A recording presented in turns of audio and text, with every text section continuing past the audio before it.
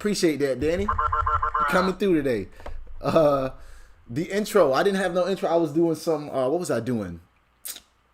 I had to take some meat out, season some meat because I'm going to cook today. I also was hanging up this picture on my wall. So I have another picture I got to hang up. And I was like, damn, I got to stream today. I forgot. I ain't forget. I just wanted to knock that out before I came to stream. So what's going on, Danny? Can you hear me now? Configure IP floating static routes. Can you hear me now? Okay, cool, man. Appreciate that. I'm glad you said that. I'll be trying to pay attention to the chats because I'll be either forgetting to put my camera on or I'll forget the microphone. 34 episodes deep into the NetworkBruh LiveLabs, and you would think I'd get it straight by now. It is all good though. So today's lab, if you guys don't know, what's going on with this? This is the book we use. Cisco CCNA version 4. You can get a copy of this from 101labs.net, authored by Paul Browning. Today's lab, again, is configuring IP floating static routes. Danny, it might just be you and me or maybe some other people, but we ain't gonna have, I don't think we're gonna have the full Fat Finger Squad today because typically I do not lab on Sundays. Nor do I do that on the afternoon. But like I said, I don't have my daughter today. So I said, I'm going to try to get some labbing in today, man. I want to knock this book out, man. And whoever wants to go ahead and follow along too, but they just don't feel like doing it today, you can replay it later. It's page number 193, lab 45, page 193 of the book. We only got a drag and drop. It looks like we need 2 routers here. 3 routers rather. So let me go ahead and drag and drop a couple routers here. 1. He gonna be router 1. And then we're gonna have router 2 there. And then the other guy gonna be router 3 right down here. It also looks like they got some hosts in here, but we might just put some loopbacks. I don't got no servers. I like to have some. It says you gotta have it says they wanted clouds in there, but I don't think you could you do that? Let me see that. Let me see what happens. We'll use the GNS3 VM. See if I can get that to be, if I can connect that to gig 001. Let's see if I can do that real quick. Gig 01 to that bad boy. Okay, that look like that might work. So I never used the cloud before, so I don't know if there's any configuration I got to do on those clouds there. Are those considered hosts or like? I mean, I know that it's supposed to simulate the internet, but what could you do with this bad boy right here? Do you got to power it on? I don't know much about these cloud things right here. Oh, all right. So let's go ahead and label them bad boys. Let me move everything over so y'all can see me. Move all those right up there. This bad boy over here. Again, we only got a couple devices here, and I noticed that Keith Barker is also streaming right now. So if you guys want to get into a little bit of IPv6, we did some IPv6 last night, but today he's doing some IPv6, and he just so happened to stream at the same time. as me. I should go on his channel, his group chat, be like, hey, if y'all want to do some IPv6, if y'all want to, you know, get with a more fun trainer, go ahead and go on my channel, and we're going to do some IP floating static routes. But I ain't going to do that. That'd be a little grimy, trying to steal his viewers, what I look like. But he do have a lot of viewers that I wish would come on over to this channel right here. It's all good, though. We got the real Fat Finger Squad in the building. Appreciate y'all for tuning in. We're going to get to labeling and cabling right now. Let me see. We got, it's going to be gig 00 to the 00 of the other one. So 00 to that guy. And then the other one's going to be 01. Oops.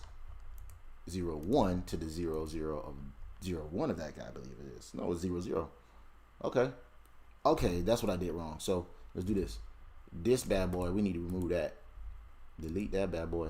And let's put him on gig 01. We'll do that. And put this as gig 01 to gig 00. So that way we can have it exactly like the way it got in the book. Y'all with me so far? You got any questions or anything? We got Caesar K in the building. What's up, Caesar K? You can use a router with a bunch of loopbacks with private IP addresses to simulate the cloud. Yes, you could do that. You're right. Public IPs.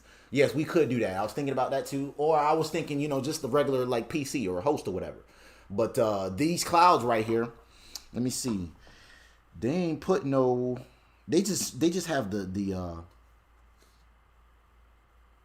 they didn't put no like IP addressing on the clouds or anything like that. So let me get some more labeling and cabling done, and we'll probably get to starting in about around 2:15. I should be done with that. Y'all remember what I said? Once we get to the harder labs, maybe the CCNP book, I'm gonna do the labeling and cabling before I start streaming. That way, y'all ain't gotta worry about it, and hopefully y'all do that too. Cause y'all know the labeling and cabling is pretty much, you know, it's tedious work, and that's something that you know, if you guys been doing this for a while, y'all should already know how to configure IP addresses and stuff like that. But I don't like to assume that everybody know how to do that, so that's why I try to, you know, do that on the live streams here. Man, I'm just, I got my I needed some wireless phone microphone. I mean, I need everything wireless. I got like this is all tangled up over here. Let me see. I'm so old school, y'all. Using hardware, using R1. Using wireless keyboards. I got an external keyboard because the actual keyboard on the mouse, I mean, a laptop don't work. He's R2. But yes, that's a good suggestion, Danny. And here's R3. I guess I can power these bad boys on. Let's get the labeling. We did the cabling. Let's do some labeling. Labeling and cabling. So lab number, where's he at? They got RIP version 2 in this book that we don't have to do. I believe that's the next lab. They got us doing RIP. Yes, they do. And I don't even think the new CCNA has RIP anymore. But they like to use RIP as a way to teach you about routing protocols because it's easy to configure. But I have yet to see RIP on a network, on a production network. I don't know about y'all, but I've been in this field since like 2017. And, you know, I just started working as a network engineer. I have yet to see a network using RIP. So, y'all let me know if y'all worked with RIP. Like, now I'm not talking about on Packet Tracer or on GNS3 or anything like that or at home. Have you seen RIP on a live network that you work, maybe at work or whatever? I have yet to see it. So, 192, 168. I got an old video in my streams, not my streams, on my channel here. This was back when I was doing the CCNP tutorials, right? This was years ago. You can go on my channel, you'll see it. Just do RIP, right? And I go on this rant. I go on this rant on RIP. I'm like, why they got us teaching this? Why are they teaching this stuff, man? Like, I have yet to see RIP on the, like, come on, man. Come on, Vlad. I'm just like going off, man. And sometimes I look back at it, I'm like, I should take this down, man. But it's just for comedic value. I keep it up, and you know, I even put some movie clips on there. You got to go in there and see it, man. I just go off on it, man. I went off, man. But yeah, I have yet to see a live network using RIP, man. Version 1 or version 2 or RIP NG. And y'all know what that is. That's like the IPv6 version of RIP. This network right here is 192.168.40.0/30 network.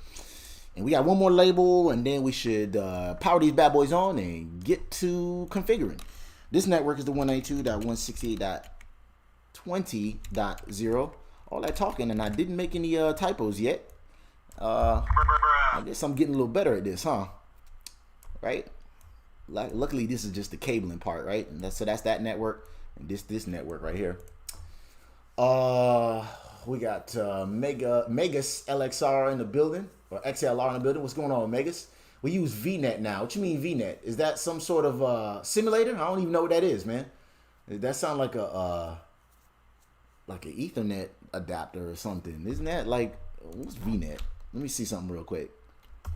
I thought that was like the Ethernet adapter for like your virtual machines or whatever. Let me see this real quick. Open network sharing setting. Take a look at my adapters real quick. And I thought this was like VNet. No, that's VMnet. My bad. Okay, that's what I was thinking of. I was thinking about this right here, the VMware network, the basically the NIC cards for your virtual machines. That's what that is. So, yeah, Caesar, let us know what VNet is. I don't even know what that is, man. Let me close this bad boy, and I think we're pretty much done with the labeling here. So let's power these bad boys on and talk about IP floating static routes. Right. So for the past couple videos, we talked about what a static route is, right? As opposed to a dynamic route. And I've said this for maybe the past 3 or 4 videos. Maybe some of y'all might have seen it. Maybe some of y'all haven't, right? But basically what I like to explain static routes as, you know, so like let's say you're trying to go to a destination. LA, y'all know, because that's my favorite city. I've never visited it before yet, right? So you got a map to get to LA, right? A physical map, right? And then the red line that takes you there is the static route that'll take you there. There's no other way. There is other ways you can get there, but this is the way that we wrote down and manually configured it on a router to take us to LA, right? That red line, that will be considered a static route, as opposed to a dynamic route, which is kind of like GPS or Google Maps or whatever, right? So Google Maps will tell you, okay, this is the fastest way to get there. So kind of like OSPF or BGP, right? It tells you the open shortest path. That's what OSPF means, right? That's the fastest way to get there, right? But if there is a crash on that way, it'll dynamically change and tell you, okay, here's a faster way. Or maybe there's too much traffic. It'll tell you, okay, it'll change and tell you, here's a faster way. But either way, it always shows you a faster or more efficient way to get somewhere. That's what a dynamic route does, as opposed to a static route, right? Now, today we're covering floating static routes. Now, what is that? A floating static route, I don't think I got a real life example for that, to be honest with you. But we said what a static route is, right? It's the red line on the map, right? So basically a virtual WAN, virtual network silver peak vendor. Okay. And you can use that on GNS3. I guess I got to import that as an appliance. Is that what it is? If so, let me know. But hopefully these clouds work, and that's what I've seen in the book, and that's why I like to follow the book to a T. You know, sometimes I'll be in the middle of these labs, and I can't get it working, and I'll get some suggestions from the Fat Finger Squad in the chat room, and be like, hey, won't you configure a route to that, or won't you? I'm like, nah, I don't want to veer off and try to band-aid this lab, because I'm trying to follow it down to a T, and I end up sticking with it, and we end up fixing it. A lot of these, I haven't really been stumped just yet fully, but I get a lot of help from the Fat Finger Squad, so appreciate y'all for rocking with me. But back to what I was saying. So the floating static route, I don't think I got a real life example for that. But anyways, you can think of a floating static route as an emergency route, right?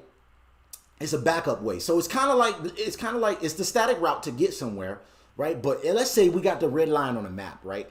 But we got a crash. So we created a backup route to get there. So it'll work almost like the floating static route, except it will, because it kind of dynamically changes. But we would have to, our route would have to go down. So let's say we got our physical static route that we configured, right? The red line to get to our destination. But if there's a crash, or if that link goes down, right, then we have to have a backup route to get to that destination, or LA, right? So that's what the floating static route is. And I think they call it floating because it's almost like a floaty in a pool, right? Somebody drowning in the pool, right? And we throw in the floaty to give them emergency to get, they're drowning. We give them the floaty so they can help we can help them get out of the pool. And that's why I think they call it floating static route. I don't know, but that's how I remember it. Y'all know I come up with these crazy analogies, but that's how I remember it. And that's what a floating static route does. It's a backup or emergency route in case the main route to get us to our destination is down, it don't work, or whatever the case may be. So the objective of this lab is for us to learn how to implement IP floating static routes functionality on a Cisco router. Lab purpose: configuring a floating static route will allow your Cisco router to have a backup route, just like I explained, to a destination in case the primary route fails. As a route, I don't like that last sentence, but we basically did our labeling and cabling. I think we got as much people as we can in here. I'm not going to try to go to Keith Barker's channel. He's also streaming right about now and try to steal some of his viewers. But just like my man Danny said, representing Fat Finger Squad, he says that it is just a backup and that's it. Exactly what Danny said. I just like to try to compare. I always compare networking to roads and highways, right? So I try to come up with these real life examples for you to remember these concepts and what they are, and it makes it easier to remember when. And I remember, as a matter of fact, I remember in a job interview, somebody asked me, "What's a floating static route?" And I explained it to them because I knew exactly what it is because of those analogies I come up with. So hopefully you guys remember what this floating static route is. And let's get to working here. It says, note, both router 2 and router 3, these two guys right here, connect to the internet. So router 1 has 2 exit options to the internet, right? So these clouds right here simulate the internet, right? It says, Danny says, it's floating in the air. You can't see it in the routing table, but it's there. That is correct. That is correct. It's not going to show up until the primary route fails. So I guess that makes sense too. It's floating in the air. That's one way to either remember it. I don't know if that's why they call it that. I like my way because it's like it tells you it's an emergency route. You're throwing a floaty in the pool to save somebody from drowning. So it's like it's floating static route, and you're using that as an emergency or backup route, right? In case the primary route fails. So yes, that's another way to remember what Danny just said right there, right? So let's take a look at this. Router 1, he got this simulates the internet right here, right? So router 1 got 2 ways to get the internet. He can take router 2 to get to the internet, or you can take router 3 to get to the internet. This back here would be our corporate network, right? And we use this to get to the internet, right? Router 1 got 2 ways to get there again, right? I'm gonna say that again. Router 1 got 2 ways to get the internet. He can get to router 2, or he can get to router 3. One of them, I think that's what they're gonna get us to do, is gonna be our primary route to get to the internet, right? So to get to the internet, I believe most likely they use the top one. So we're going to use this as our primary static route. Our primary route to get to the internet, right? And then we're probably going to simulate one of these links to go down, right? Maybe that one, or maybe this route right here. They're probably going to make this one go down, and then we're going to use this as our backup route to get to the internet. And that's what a floating static route does. Caesar K said, I feel like I know what these terms mean, but I find it harder to explain what that means. Don't know if that's normal. It is normal. Sometimes it is normal. I don't know if you guys are familiar with Jorge, what's his name? I don't know, but he got a channel called Network Engineer Academy. He always explains that, when you explaining these topics in a job interview and stuff like that, in order for you to stand out, you don't want to give them the full definition and be like, okay, IP static route is like what it says here in the book.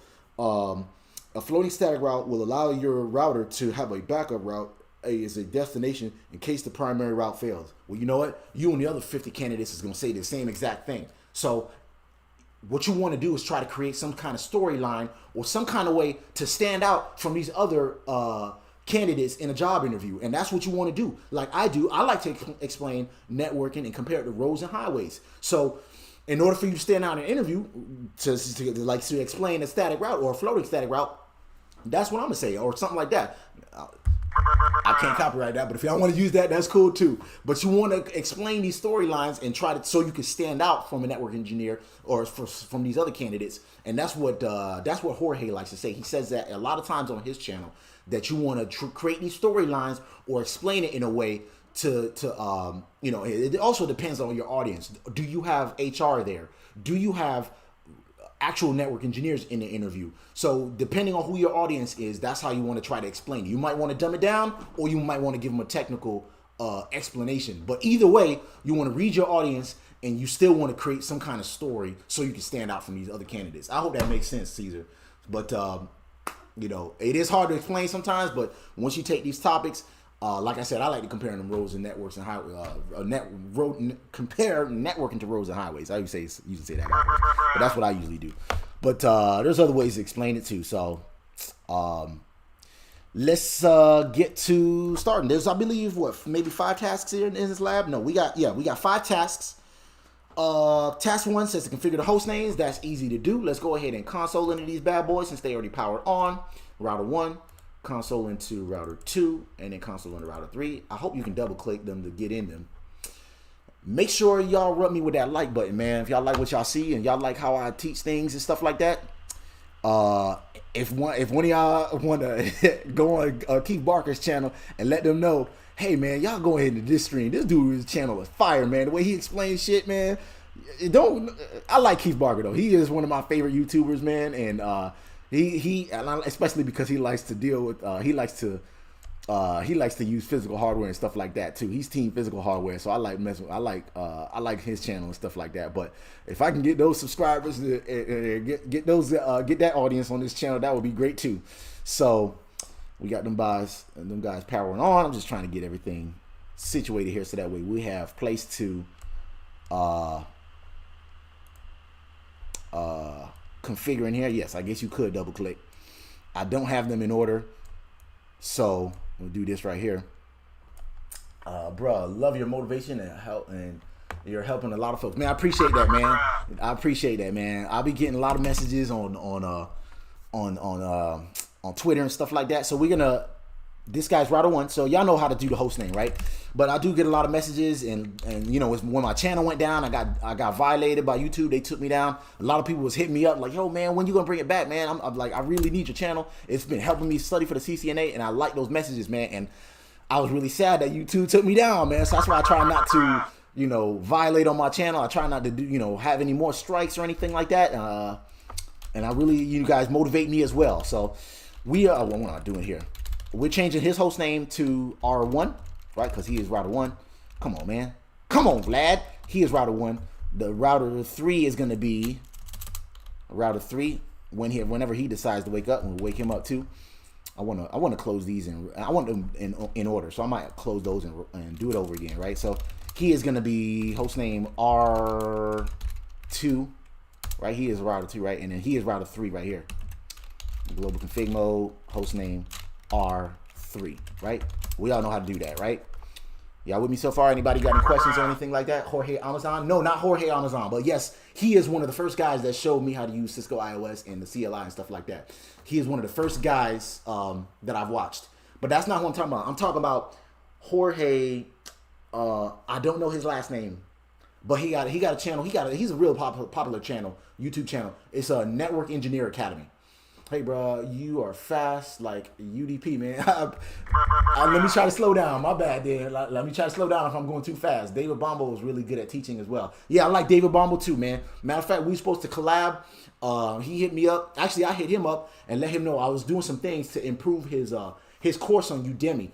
So he let some people know on Twitter and stuff like that, and a whole bunch of people was jumping on my channel and started subscribing. So, man, I gotta really, do this. But then I started doing my own tutorials, and I put that on the back burner. So I'm gonna pick that up. But yeah, I was working on some stuff to improve his Udemy course, and then I started doing these live streams, and I've been having a lot of fun doing that. So we did the host names. Next task, that was task 1. Task 2, we got 5 tasks, right? Configure the IP addressing on the gig 00, which is that guy right there, and the gig 01, which is that guy right there. Interfaces of router 1, 2, which is that guy right there, and 3 as illustrated in topology. So basically, let me move these bad boys over so y'all can see. We're gonna configure the IP, that IP address, that IP address, this IP address, that IP address, this IP address, and that IP address, right? Y'all, I'm not gonna assume that everybody know how to do, but like I said, this is the easy homework part, and I ain't really say easy, but it's the tedious part.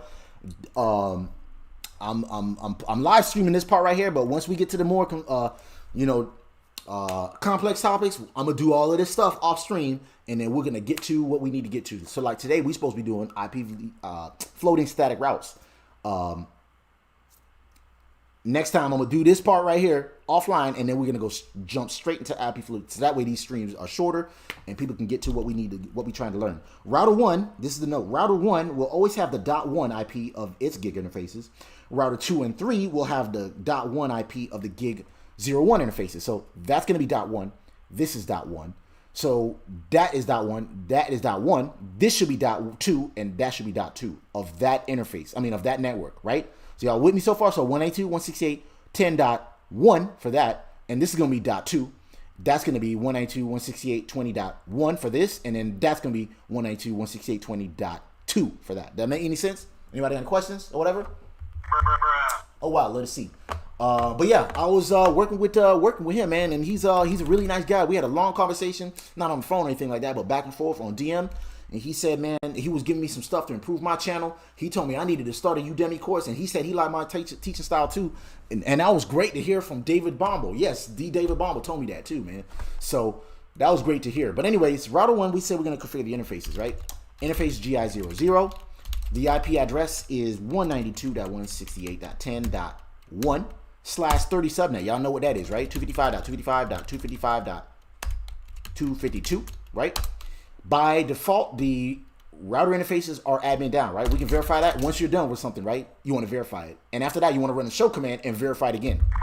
If y'all know anything about my channel, I always tell y'all that. Always verify your work. I don't care how simple the task is. Always verify your work. We did an IP address. We know that that was correct, right? But it's admin down, so we need to bring it up, right? How we do that? No shut. That brings it up. We should get a log message like this right here. Am I going too fast for you still, Frank? Let me know if I am. I'll slow down. But like I said, this is tedious work right here. Let's verify it again. Now he is up, and the IP address is correct, 10.1. But we don't have the subnet mask. It doesn't. That's not way to verify it. So to verify it, I like to do show IP interface and then gig 00, and then I like to include internet, and that usually gives me the unless y'all know a simpler way, enter. My bad. Oh, you can't even do it that way. Show IP interface gig 00, and then include internet. Yes. So that is the subnet mask. That was correct. Unless y'all know an easier way to get the subnet mask to filter it down. We also got to do gig 01.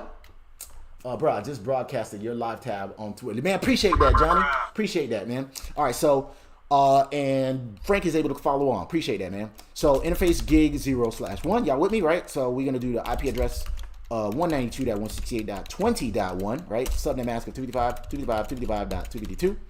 No shut that bad boy. And then y'all want me with that like button if y'all like what y'all see so far. Also, I've got a Discord server. If y'all want to check that out, let me bring that up real quick. Boop. And I'm gonna invite you guys to the Discord. Some people don't even know. I typically stream Monday through Friday.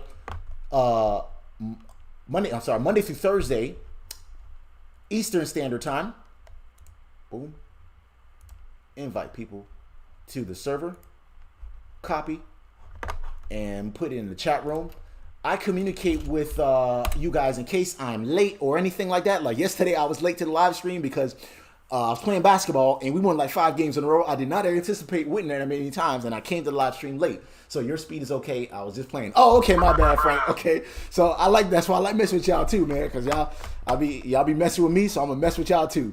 But I appreciate that, Frank. So, but anyways, that's the Discord server. If you guys want to join that, I try to communicate if I got any change on the schedule. Typically, I stream Monday through Thursday, Eastern Standard Time. I don't know what time it is in your country or whatever, or in your city or whatever, but that's when I typically stream. But like I said, I streamed Friday, Saturday, and Sunday this week, and I got different times and stuff. So if there's any change, I will put it in the community tab of this channel, or I will put it on the Discord server. If you guys have any other like suggestions and stuff like that, or if y'all need help, like, hey, tomorrow or next week I got my CCNA lab, can you cover this topic? And I'll just maybe do something on the fly and live stream it there. But you might have to communicate with me on the Discord server to do that, right? So we needed to do interface gig 01. We are there. His IP address was that. Show our work. Did I no shut him? I did. Let's do a show IP interface brief. Exclude unassigned. Verify our work. So he is up, right? So we got the interfaces configured on router 1. We need to do the same thing on router 2, configure that interface and that interface, this interface and that interface, right? So those addresses is going to be, for gig 01 is this dot 1, and then this, I'm sorry, this dot 2, because he's dot 1, and this dot 2 for that guy, right? And then that network is going to be dot 1, this dot 1 of that, right? That make any sense? Anybody got any questions? If not, you know, put it in the chat room. We got my man Frank, who knows what he's doing. We got my man Paul B, who knows what he's doing as well. They can help you out. So router 2, that's router 2. Configure those IP addresses, right? Interface gig 00. His IP address is 192.168.10.1. I'm sorry, 10.2. Fat Finger Squad in the building. Don't let me make any mistakes, y'all. 255.255.252, right? No shut that bad boy. We're going to do the same thing on interface gig 0. Yeah, let's go ahead and do gig 01, that interface right there, and do 30.2, right? I'm sorry, 30.1, rather. 30.1. Interface gig 00. No, not gig 00, 01, right? Fat Finger Squad. IP address is 192.168.30.1, 255.255.255.252. Y'all with me so far? No shut that bad boy. Do a show IP interface brief. Oops. Interface brief. Exclude the unassigned. And verify he is 10.2. Right? So that's 10.2 right there. That interface right there. And then that's going to be 192.168.30.1. Right? So that looked like we good so far. Let's do the same thing. I should check. I'm gonna trust myself with the IP addresses because it's 252.2 that there, and the other one is 252. So that's last 30. I should be good there. Let's do router 3. Oops, I closed them. Let's close that bad boy, and router 3 should pop up. There you go. So now it's in order. Router 3, y'all with me so far? I know nothing, always learning. Man, so he said, you know, yeah, right, Paul. I've seen you in this live stream. You know what you're doing, man. This guy talking about he know nothing. He just don't want people to hit him up like, hey, man, how you configure the IP address, man? This guy, man. I know you know what you're doing, Paul B, man. This guy. Interface gig 00 for router 3, right? His IP address is right. This right here, right? 192.168.20.2, right? So IP, oops, address 192.168.20.2. Appreciate that, Johnny. Johnny, if you want to go ahead and go on Keith Barker's channel, let them know that I'm live streaming over here. I'm gonna send the Fat Finger Squad to go steal some subscribers over there, some of his viewers over there, right? Fat Finger Squad, 255.255.255.252. No shut that bad boy. And we should see some routes pretty soon. Oh, we should already see some routes. What am I thinking? So he's up. Let's go ahead and do that other interface too. Let me go ahead and get the IP addressing out of the way so we can move on to task 3. What's going on with me, man? Interface GI 0/1 of router 3, right? So now we're doing this interface right there, 40.1, right? Y'all with me so far? Anybody have any questions? Yep, following. You're all learning here.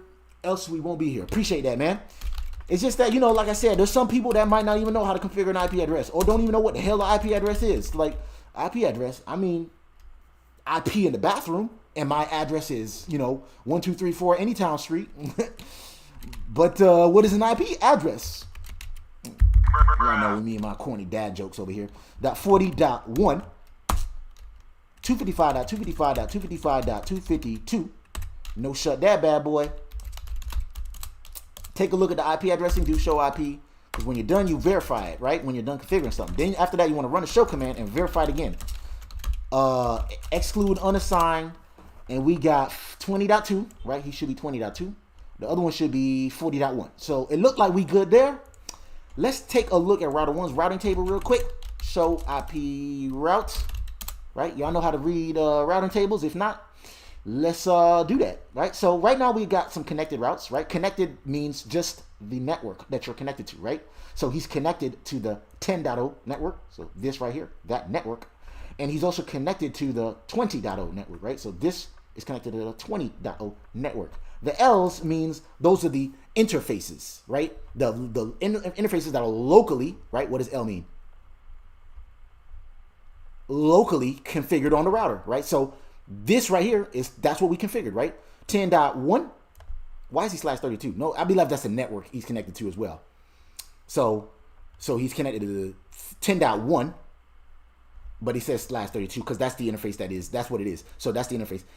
We put 252. It is /30, but the interface that is connected is locally configured on it is 10.1.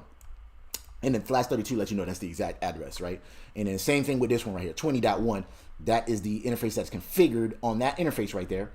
And they put /32, let you know that is the exact address for it, right? So gig 01, he's connected to it on that. Wait a minute. The 20.0 should be gig 01, yeah. And then the other ones is gig 00, right? Y'all see that? So gig 00 and then gig 01 for that one, right? I'm not gonna. Maybe we should go to the routing table. Y'all want me to go over the routing tables for the other two? Let's do that.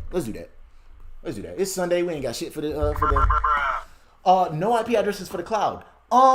I've never messed with the clouds before, but I guess we could do that. Let's go to cloud one real quick.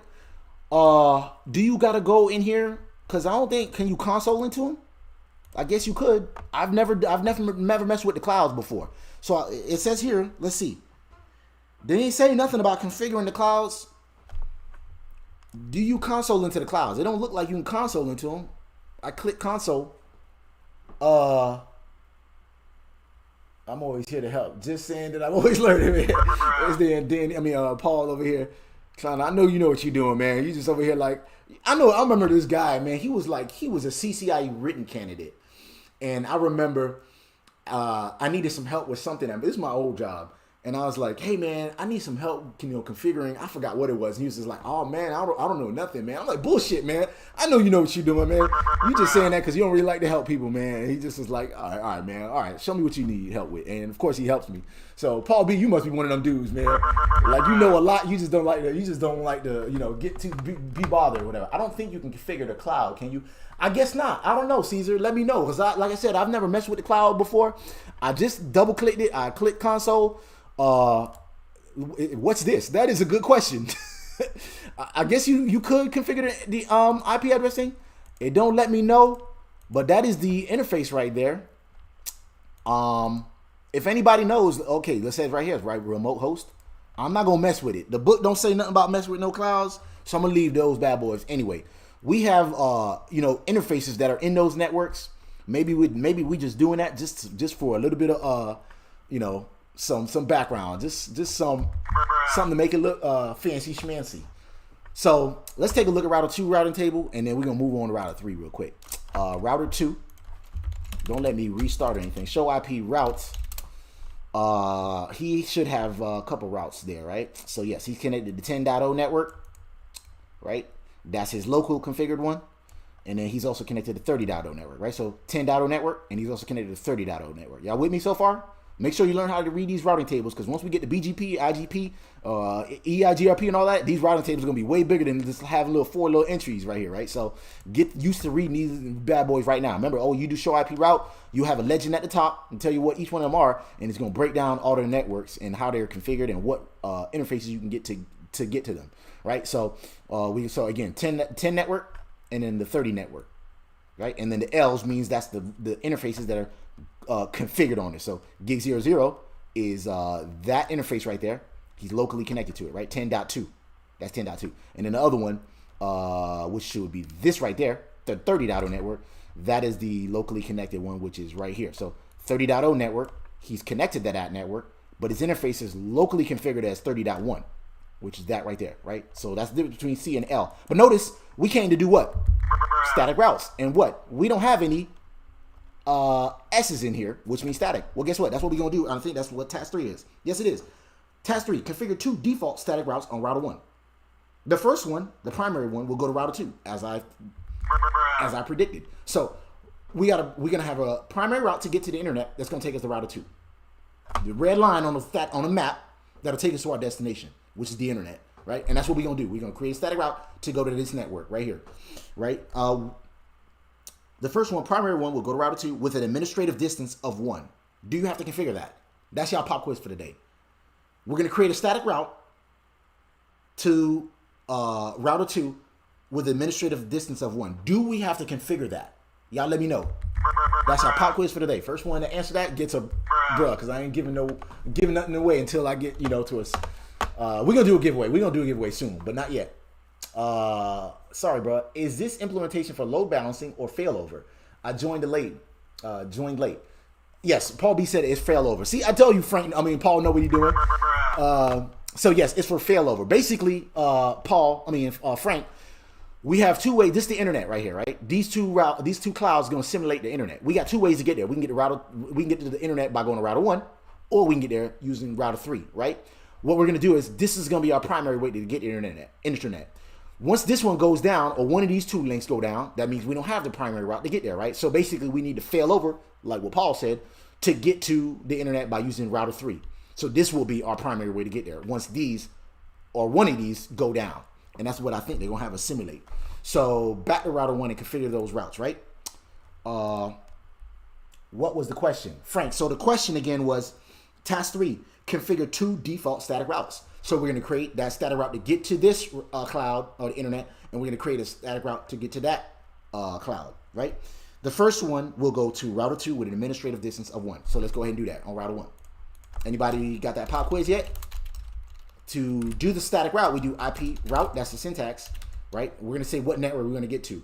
We want to get to the network, this right here, 30.0, right? We already got a route to get to this network, so we ain't got to do that, right? We're connected to it directly. We have a physical cable that'll get us there, right? We need to get to that network, 30.0 network. How we get there? So we say 192.168.30.0 network. I used to put the actual interface, the actual IP address. No, we don't want to do that. We want to put a route to a specific network, not a specific interface like a .1 or anything like that, or a host address. We want to get to the network, so we put the network address there. I used to make that mistake. Subnet mask of /30, right? But we don't put the subnet mask. We put the wildcard mask, I believe, right? Do we got to put the wildcard mask? I think we got to put the wildcard mask. Let me see. Destination prefix mask. So no, we got to put the actual mask. So 255.255.255.252. And then from here, it says here, we can put the forwarding router's address or the exiting interface. They didn't say which one we want, so we'll go with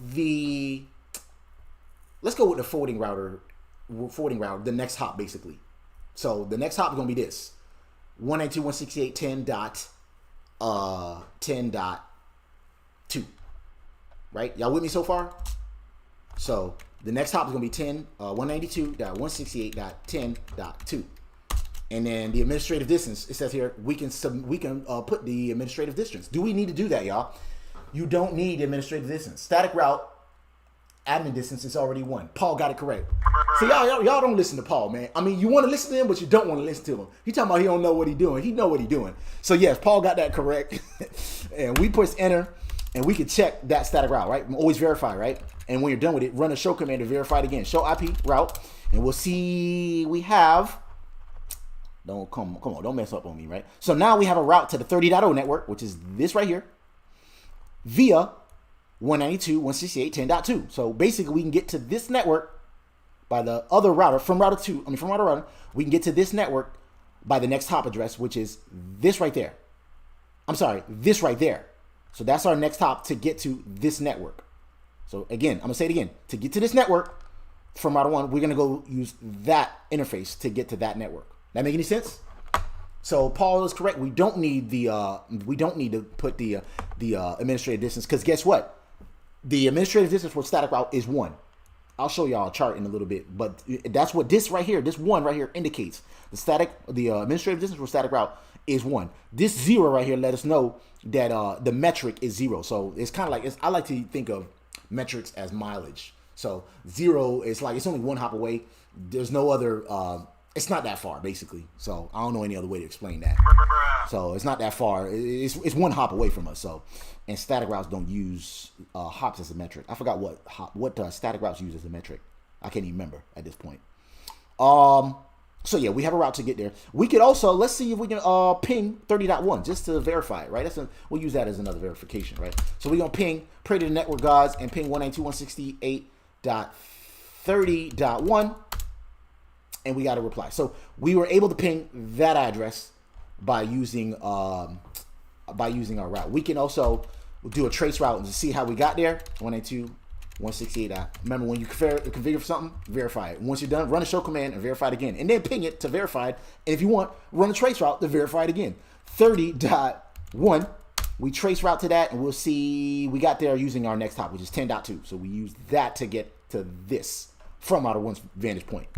Y'all with me so far? Don't you need to load balance this topology? Yes, and that's basically what we're doing. It's not necessarily load balancing. This is more of a failover. And in static routes, you don't really load balance. So good question, Danny. In order to load balance, you would need something, a dynamic route like EIGRP. EIGRP has a function called, what's it called? Shit, my bad. That should be y'all pop quiz, but I hear it on top of I hear it in my head. It's a way to basically load balance. What you saying, Danny? There's a command, I think it's called either equal or something. Load, I can't even remember, but it's a way to load balance. So if we want, we can we have two ways to get internet, right? This is off topic right here. I mean, connecting router 2 to router 3. Connecting router 2 with router 3. I'm not too sure what you mean by that, Danny. But anyways, if we want, like, so we want to get to the internet, right? We got two ways to get there, right? We can use this for one way, and then 50% of the traffic to go there, and then 50% of the traffic to go there. So sometimes we'll take the internet to get the, we'll take the internet, we'll get to the internet going this way, and then we'll get to the internet going that way. And it'll load balance that way. That's what Danny is saying, but we're not doing any load balancing today. Static routes, you don't do load balancing. We could do failover with static routes, but I don't think you could do load balancing. Maybe there is a way, but you gotta come up with some kind of bandage, and that's a little off topic today. So we can't do floating static routes. So now we're gonna create another static route to get us to cloud 2, right? That's gonna be our backup route, right? So the secondary will go to router 3 with an administrative distance of 254. Guess what that is? Equal cost load balancing. See, you got it correct. That is correct. Equal cost load balancing. So we do that using EIGRP. So it's going to be a way, so like we could say 50% of our traffic to go this way, 50%, the other 50% will go that way. Or we can do maybe a 70-30 split. So most of the time the traffic is going to go this way, and then maybe 30% of the traffic going to go that way. It could be for different reasons. Maybe it's too expensive to take the first route, so we want some of our traffic to go the back way. Or maybe one's faster than the other. One might be a serial route and it's slower. Or, you know, there could be maybe many reasons why we want to load balance our traffic, but that's not what we came to do today. That's a little off topic. So for router 1, we need to create the secondary route. So we go to global config mode. Syntax for it is IP routes, right? We say to get to this network right here, 192.168.40.0, and I used to make that mistake of putting the host address. We want to put the network address as our destination network. So 192.168.40.0, not .1, and then the subnet mask of /30, which is 255.255.255.252, right? And then how to get there? We're saying, how do you get to this network? You use the next hop of the of this router, or we can use the exiting interface, which in this case will be gig 00. Let's be a little fancy and do that instead, right? So gig 00 to get to that network. Gig 0 / I'm not 00, 01. Five Finger Squad in the building. But he said with an administrative distance of 254, right? Why are we doing that? Anybody know? You can do it with OSPF as well. Okay, yeah. Did I know that? I'm not gonna make pretend I do. No, I don't think maybe I ran into it, but I know EIGRP for a fact you could do load balancing. I don't think I knew that with OSPF. Did I? Yes, I think, what is the command? I think you got to change the cost to do that, right?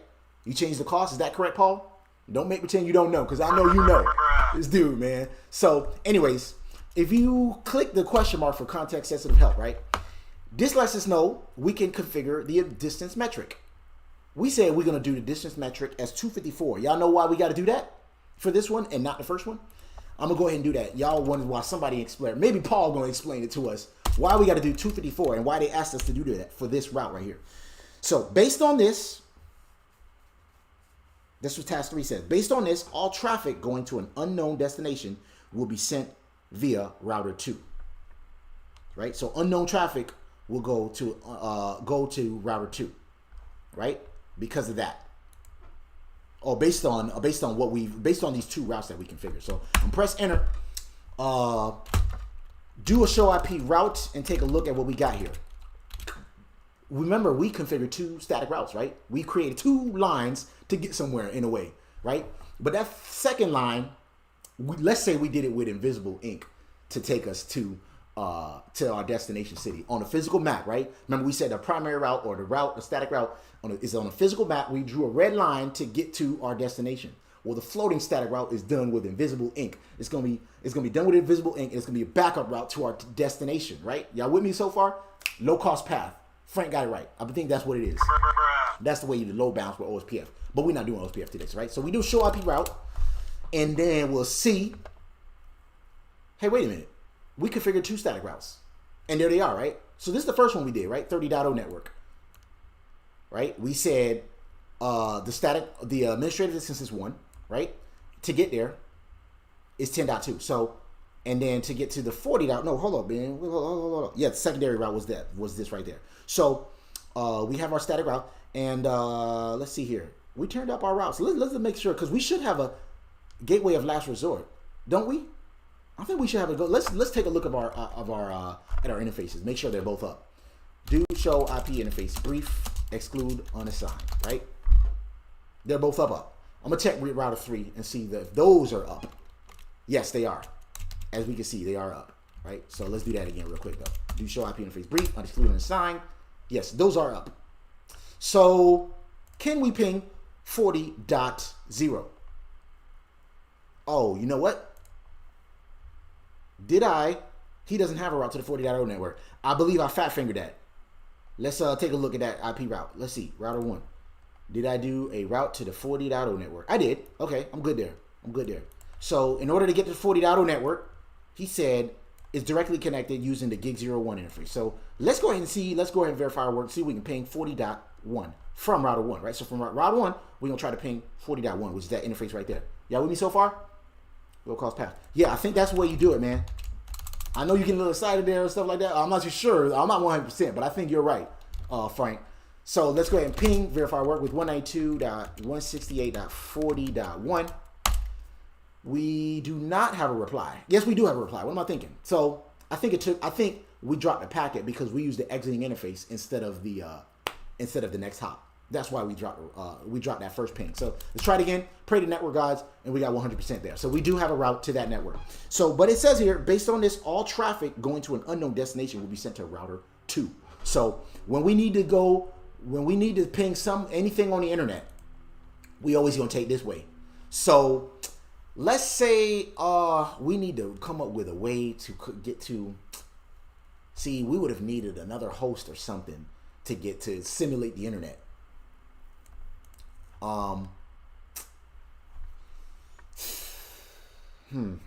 Either way, I think that was it. Let's move on to task 4 because it says here all traffic going to an unknown destination will be sent via router 2.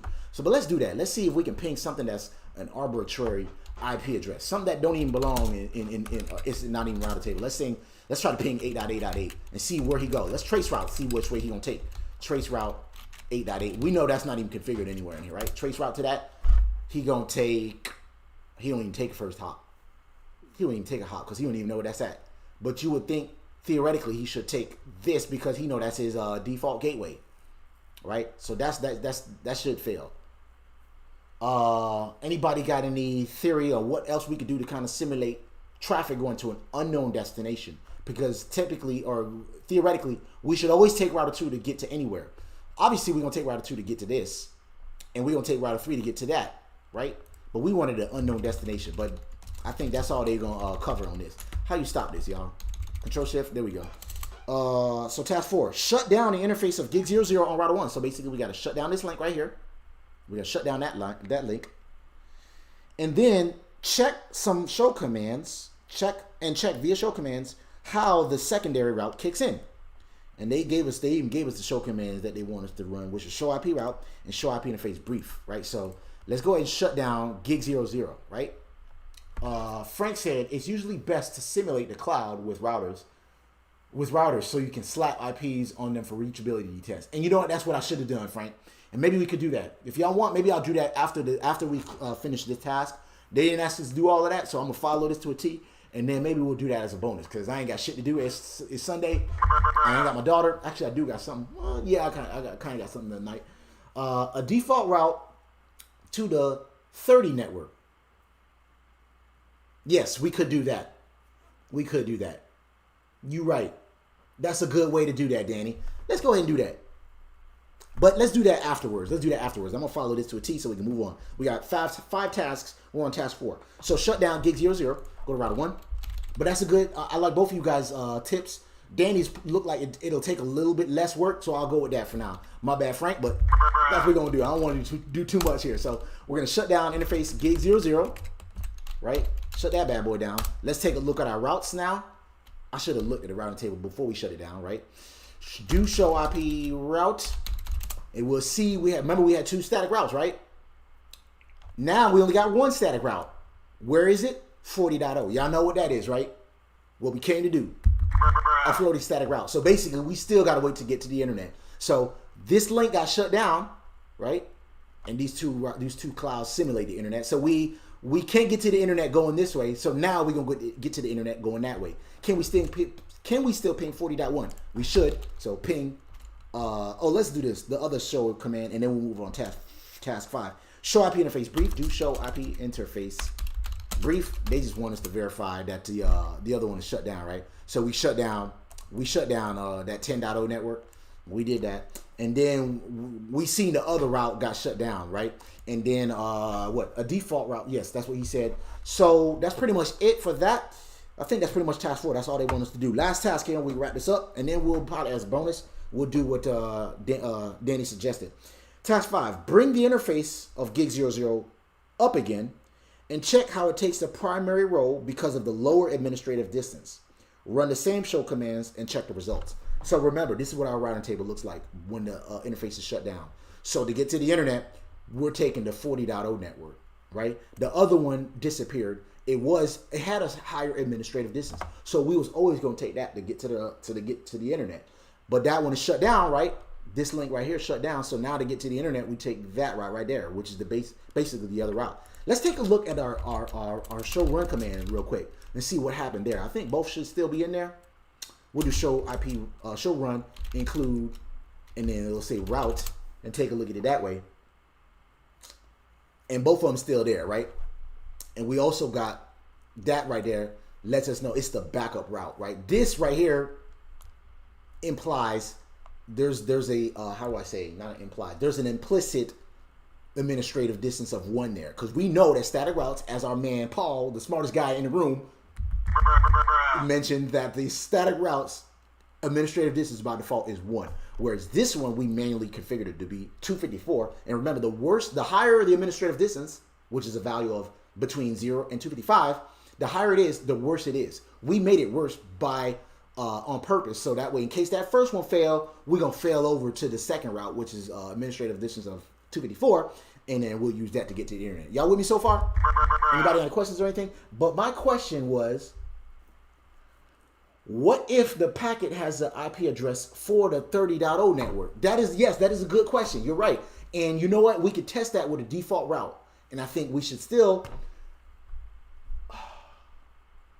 It's still gonna fail because he don't have a way to get there, because there's no, unless we put a 30.0 network somewhere in here too, and maybe we should do that, but it might get confused. And that's a good question. That's a really good question, Danny. And I don't want to do that. Maybe we could do that. It might get confused if we have both on route and we have a 30.0 network here and a 30.0 network there. It could jack this all up, but. Task 5 was to bring up that interface and then check how it takes the primary role. So let's take a look at that route again. Routing table again, right? Show IP route, and then we'll wrap this up. We should wrap this up. And typically, I like to wrap these up in an hour, and we're right at the hour. So this is how our routing table looked like now, before, right? To get to the internet, we take 40.0 network. But Danny, that's a really good question. I kind of have that same question too. I'm really curious to know about that too, Danny. Good question. This is why dynamic routing protocols do the magic. Correct, Frank. Just like a GPS. If you got one way to get somewhere and there's a crash or there's a speed trap, some cops gonna pull us over, the law, and then and maybe we got too much traffic going one way, dynamic routes like OSPF or EIGRP will tell us, hey, you can take this way to get there, right? Just like what Frank said. So let's bring up that interface now and take a look at the routing table now. Y'all see what it looked like now, right? interface gig 0/0. No shut that bad boy. And then take a look at the IP route again. Do show IP route. And now that route came back, right? So now that's what it looked like before. And now that route came back. And that's going to be our primary route to pretty much get to the internet. But the question is the internet 30.0 or is it 40.0? So that, and just like what Danny said, I kind of have that question too. I don't know how we could simulate that. Maybe we could maybe we could put a router and make this whole network 30.0. That's what we could do. That's what we could do.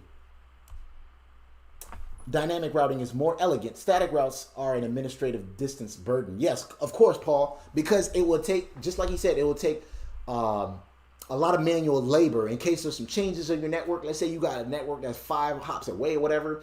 You got to change a whole bunch of routes to kind of like do all that. So it takes a lot of manual labor, whereas dynamic routes, they will change on the fly, just like OSPF. That's why they call it OSPF. It's open shortest path first. So it'll show you the quickest way to get somewhere. If something goes down or whatever, it'll take another way to get there automatically. Whereas a static route, if it goes down, you got no other way to get there unless you have a floating static route, but you got to manually configure that as well. So just like Paul said and Frank said, that's why you get dynamic routes. So that's pretty much it. Next time you guys want to follow along, go ahead and get you a copy of this book from 101labs.net. It's called 101 Labs Cisco CCNA version 4. Learn by doing. It's authored by Paul Browning. He used to be a cop for like 10 years or something like that. 15 years, I don't know. I think he got his pension and stuff like that. And he said, you know what? I feel like doing something else. I'm tired of being a cop. And so he got into IT and started writing these books. He started his own training company. He co-authored this book with this guy named Farai Tafa, who is a CCIE, 2-time CCIE, right? That's like the highest certification you get for a in the networking field. Along with like GINCA and CISP. It's one of the highly regarded certifications in the field, right? He's got 2 of them, right? And experts agree, they both wrote this book, and they say experts agree that we retain only 10% of what we read. So y'all know 9 times out of 10, if you want to learn something, you want to read, right? So you want to read all this theory. They got all these official cert guides and all these other technical manuals and learn theories like this, the floating static routes. You learn them by reading these books and stuff like that. But they say that we 10% of what we read, but we learn 90% of what we do, and that's why I like this book, because it takes that theory that you learn from these books and you do it hands-on. And this book gives us something to follow on and learn these topics hands-on and stuff like that. And that's why I like this book right here. So, and I like to compare that to like driving. So I always compare a lot of stuff to driving and networks and roads and highways and stuff like that, right? So when you're driving, they give you these technical manuals, right? And all these books to learn, stop signs and turn and then left signal and all this other stuff and put your seatbelt on. You could read all day long, but it's not until you get behind the wheel that you really learn how to drive a car, right? You remember the first time you learned how to drive a car? You get super nervous. You think you're smart and you learned all this stuff in the book, but it's not until you get behind the wheel that you really learn how to drive a car. If you guys like what you see, y'all run me that like button. Leave a comment down below if you want to see something else. Join the Discord server. Again, I'm gonna go ahead and copy paste that and let y'all know. We're starting a little community over there. If anybody got any questions or anything like that, or anybody's like taking an exam tomorrow, let us know. We'll cover a topic and we'll try to come up with some funky ways to learn these topics. Y'all know how I do, right? Go ahead and join the Discord server. If I make any changes, if I'm late to a live stream, like today, for example, I typically don't stream on Sundays. I'm spending time with my daughter, man, because I love that little girl, and we try to do stuff for fun on Sundays. But I didn't have her, so it's spring break, and I said, you know what, I'm going to go ahead and lab with the Fat Finger Squad. And I knew that Paul was going to be here. He ain't barbecuing today, and he's one of the smarter guys, so I said, let me go ahead and see if I can catch him today and get us to help me out with a floating static route. So we went ahead and did that. Thanks. You inspire most of us. Swimming in the tide in this IT ocean. We will get there, bro. Like yours effort, man. Appreciate that, man. I appreciate that. I'm glad I motivate you guys. You guys motivate me. Y'all know on this, like early on this channel, I used to do like 1 video a month. Now I'm streaming like 4 days a week because you guys motivate me, and it's a lot of fun to do these live streams. So maybe I'll pick back up on those tutorials one day. I said one day. But this has been a lot of fun for me. So that's why I've been doing a lot of these live streams, man. So And you actually did barbecue. Look at Paul, man. This man's always barbecuing, man. Where you from again? Kansas City? I forgot where you from over there, but you always barbecuing over there. Are you New York City? I can't even remember. Yeah, appreciate you guys for tuning in. I don't think I'm gonna do the maybe I'll do that. I'm gonna do that off stream. If y'all want, maybe we could experiment and do. But pretty much this lab is done. The next live stream is tomorrow, and we are going to cover lab number 46, RIP version 2. Y'all know anything about RIP? RIP is also a dynamic routing protocol, but like I said, I have yet to see it in production network. Stands for Routing Information Protocol. It is an older routing protocol, but it's version 2. There is a no. I guess that's not the newest version. The newest version is RIP-NG, but that is used. I guess that is used really to teach people how, because it's a simpler routing protocol, and you can learn routes. It's a dynamic routing protocol, right? But I don't even think it's on the CCNA, but we're going to cover it because I love this book. So we're going to cover that tomorrow. Typically, I lab again, live stream Monday through Thursday, 8 p.m. Eastern Standard Time. I don't think I'm going to do the weekend next weekend. So Thursday will be the last stream.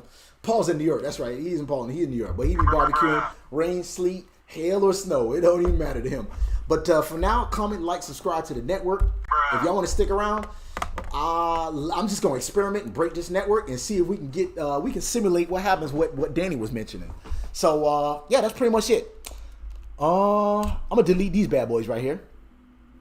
We do have the internet. No, I'm not going to do that. I'm not going to do that. Let's delete, let's create another route. And then I'm going to put another router. I'm going to put another router there. If y'all got any other suggestions, so we can do that. But we're basically what we're going to try to do. If you want to stick around, like I said, we're going to try to create a 30.0 network, right? And then a default route to it. We do have a default route, but we have a floating static route to it, the 30.0 network. What we're going to do is create a default route, and then see if we can still get there if we shut that down and say to get there, we can still take this to get to the 30.0 network. So that's what we're going to do. I'm going to put another router there. Put that bad boy right here. And then I'm going to delete this and make him the 30.0 network. And then make this one another 30.0 network. That's what I'm going to do. Later, Frank. I'm going to delete this bad boy. This is what I'm going to do. I'm going to close this. Let's delete this bad boy. He gonna be 30.1 on that interface right there. Right? So we're going to put a cable here.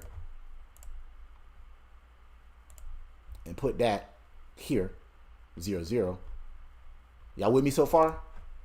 Let's delete this bad boy right here. Escape. Delete that bad boy.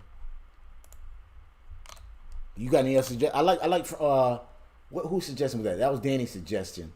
We're gonna let's delete this bad boy too. And we're gonna put a cable.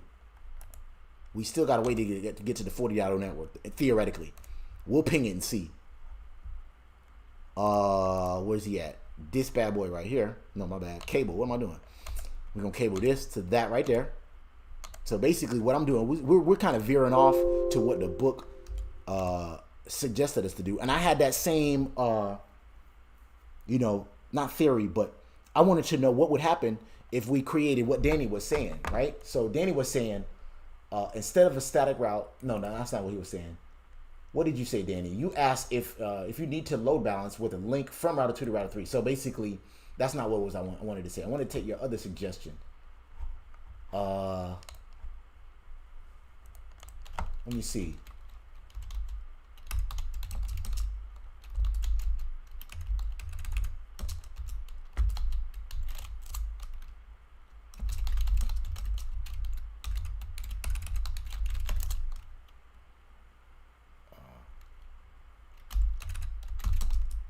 Y'all give me a second here. CK. Like I said, the live stream is pretty much done. I'm just kind of going on the Discord server right now. If y'all want to join that,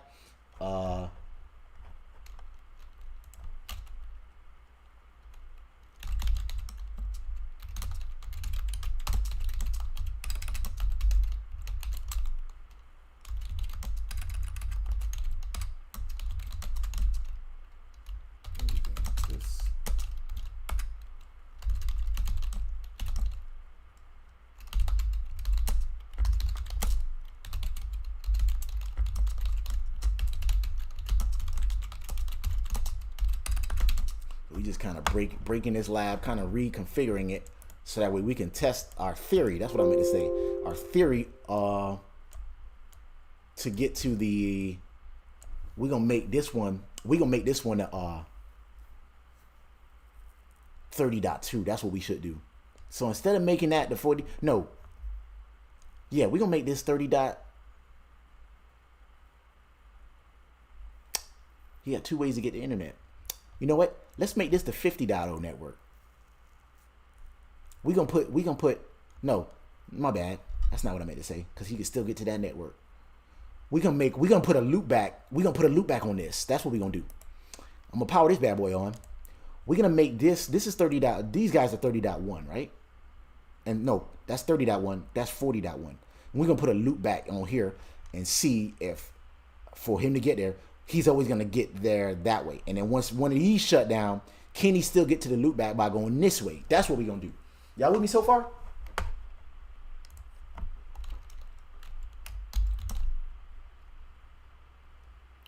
So y'all.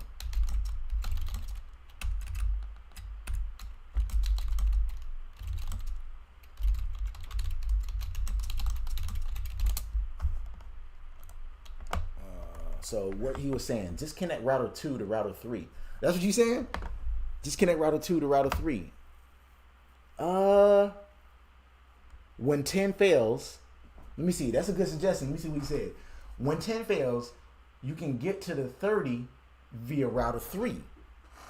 And then the router 2 to the 30.0 network. Okay. Okay, I think I see what you're saying. So let me close that. Let me delete that. Let me delete that. I like my idea though, man. I like my idea, but I like your suggestion too, Danny. Because what I was going to do was I'm going to create a loopback maybe to like the 50.0 network and say to get to the 50.0 network, you got to go this way. Always this way. And then when that link goes down to get to the 50.0 network, he should fail over using that floating static route to get to the 50.0 network that way. Does that make any sense? Or do you want me to do it that way, what you were saying? What you suggest? Why do I got 3? I don't know. Maybe that one is slower. Let me see here. Yeah, that was correct. That was correct. Okay. But I see what you're saying, Danny. Do you think what I was saying might work too? But you're saying, let me see. I'm going to read what you said again. Because you said, oh, I just closed that stream. You might have to type that again, Danny. Because I had two windows for this stream for some reason. In case you guys are tuning in, we already finished this lab. I'm just breaking this lab, and then we're trying to come up with another theory. We got Gonzalo in the building. What's up, Gonzalo? I streamed a little earlier today. You might want to I only use one link, and that's it. Okay. So you just created one link and created it to the 30.0 network. Okay. When the 10 fails, you can get to the 30 via router 3. Okay, I see what you're saying. Nah, I see what you're saying. Okay. Hey, you see this? This is why I'm glad y'all make fun of me, because I'm a little slow. I got to take a little time to process what some people be trying to say, man. Delete this guy. All right, we're going to delete that guy. Right? And then we said we just going to use one link. I don't think are we going to create a loop if we do this? I don't know if we're going to create a loop or not. So we're going to do this to that. And then, okay. So basically this is going to be the 30.0 network. Okay. That makes sense. So we're going to make that the 30.0 network and get rid of this. No, he's not the 30.0 network. That's the 40.0 network. You see what I'm saying? So maybe we got to put a loop back and make it the 30.0 network. You see what I'm saying, Danny? I see what you did. You did one link there. And then how can you still get to the 30.0 network? Because gig01 is actually a 40.0 address, right? So we go to router 3, take a look at show IP interface brief, exclude unassigned. But yeah, Gonzalo, I know you just tuned in late and stuff like that. We already finished this lab. You might want to replay it or whatever. But basically what we're doing is we finished it. We created a static route to router 2 and then created a floating static route to router 3 to get to the internet, right? We was able to do it. We was able to ping it. We finished the lab right at the hour. We just kind of like breaking the lab and just trying to come up with different theories. It's layer 3. There is no loop. Okay, good. But my question to you, Danny, is the gig01 interface is actually a 40.0 network, right? See? So how can router 3 simulate the 30.0 network? You want me to put a loop back on there? You want me to put an interface? What, like, explain that. Because like I said, how can he still get to the 30.0 network? If he doesn't have a network to get there, right? We go to router 3, right? Show IP routes. Can he still get the 30.0 network? No, he can't. He only got networks to the 20.0 network and the 40.0 network. See what I'm saying? Router 1 does, right? That's how? No. Yeah, see? So you got 2 static routes. One is the primary one, which is the 30.0 network. And then the other one is just a static route to the 40.0 network. So, yes, but network 10 fails, right? Yes. But what if router 1 gets a packet for the 30.0 network? Yes. So, do you want me to put another router behind router 1 and then send a packet to the 30.0 network? I'll watch it from start. Yeah, appreciate that, Gonzalo. And like I said, we just breaking this, and because I ain't got shit to do on a Sunday, we just breaking this lab and just kind of like, we just kind of experimented with it. So we finished right at the hour. So if you want to replay it, it's only going to be 1 hour for the lab. This is just a little bonus troubleshooting, breaking it, and this is how we learn stuff, right? So, I like your suggestions, Danny, and I see where you're going with that, but you know, how can we still get to the 30.0 network if router 3 does not have a way to get there? See what I'm saying? Do you see what I'm saying, Danny? I'm not trying to stump you or nothing like that, but I'm just trying to simulate what you're saying, but you know, we're trying to come up with some different theories. How can we do that? Leave it. Nah, man. I don't want to. I'm really curious, man. You done got me going. Don't stop now. Don't stop now. Maybe I'll do what I was doing and create a loop back to the 50.0 network over here. Maybe I'll do that. Let's try your theory real quick, and then after that, and then we'll call it. We'll call it. But I still want to know, how can you get to the 30? Let's do this. Let's create a loop back on router 3 and see what happens. If it breaks something, then oh well. It's only GNS3, right? This ain't no production network, right? So we're gonna say on router 3, we're gonna create a loop back in the 30.0 network and call it 30. Let's call it not 30.2. Can we do 30.3? No, that's a broadcast address. You can't do that. You can't even do that. Nope, you only got 2 host address. Yeah, we got one. We got 30.1. He is here. He's 30.1. So we could do 30.2. So we could put like a route right there. We'll do 30.2. Right? Oh, but he'll still be able to get there. Yes. Okay. So watch this. I'm gonna go to router 3. And we're gonna say gig01, right? What's his IP address? Oh, he's already that. So he can't do that. Can't even do that. We need a loopback. Let's do a loopback on router. No, because then he'll be down. Yes, we could do that. Can we do a loopback in 30.2? We need somebody to be 30.2. I think that's what you got to do. Just put the route in router 3 to the 30.0 network.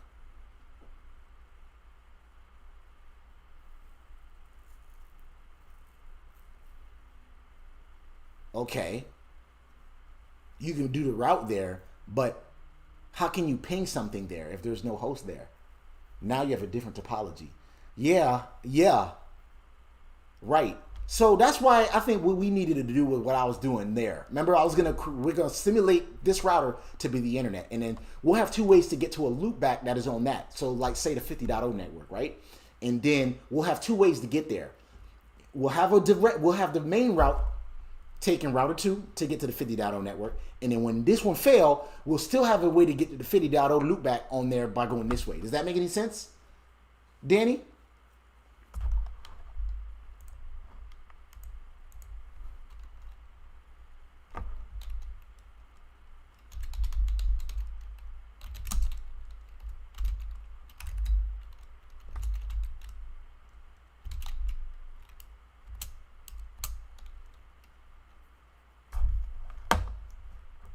That make any sense?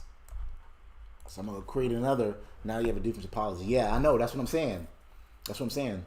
So again, for you guys that are tuning in and it sounds like well, I ain't doing shit right here. We just breaking this lab and just trying to experiment here. We're just testing some different theories here. Because what they explained in the book, you know, showed us how floating static routes work. But we had me and my friend Danny right here, Fat Finger Squad.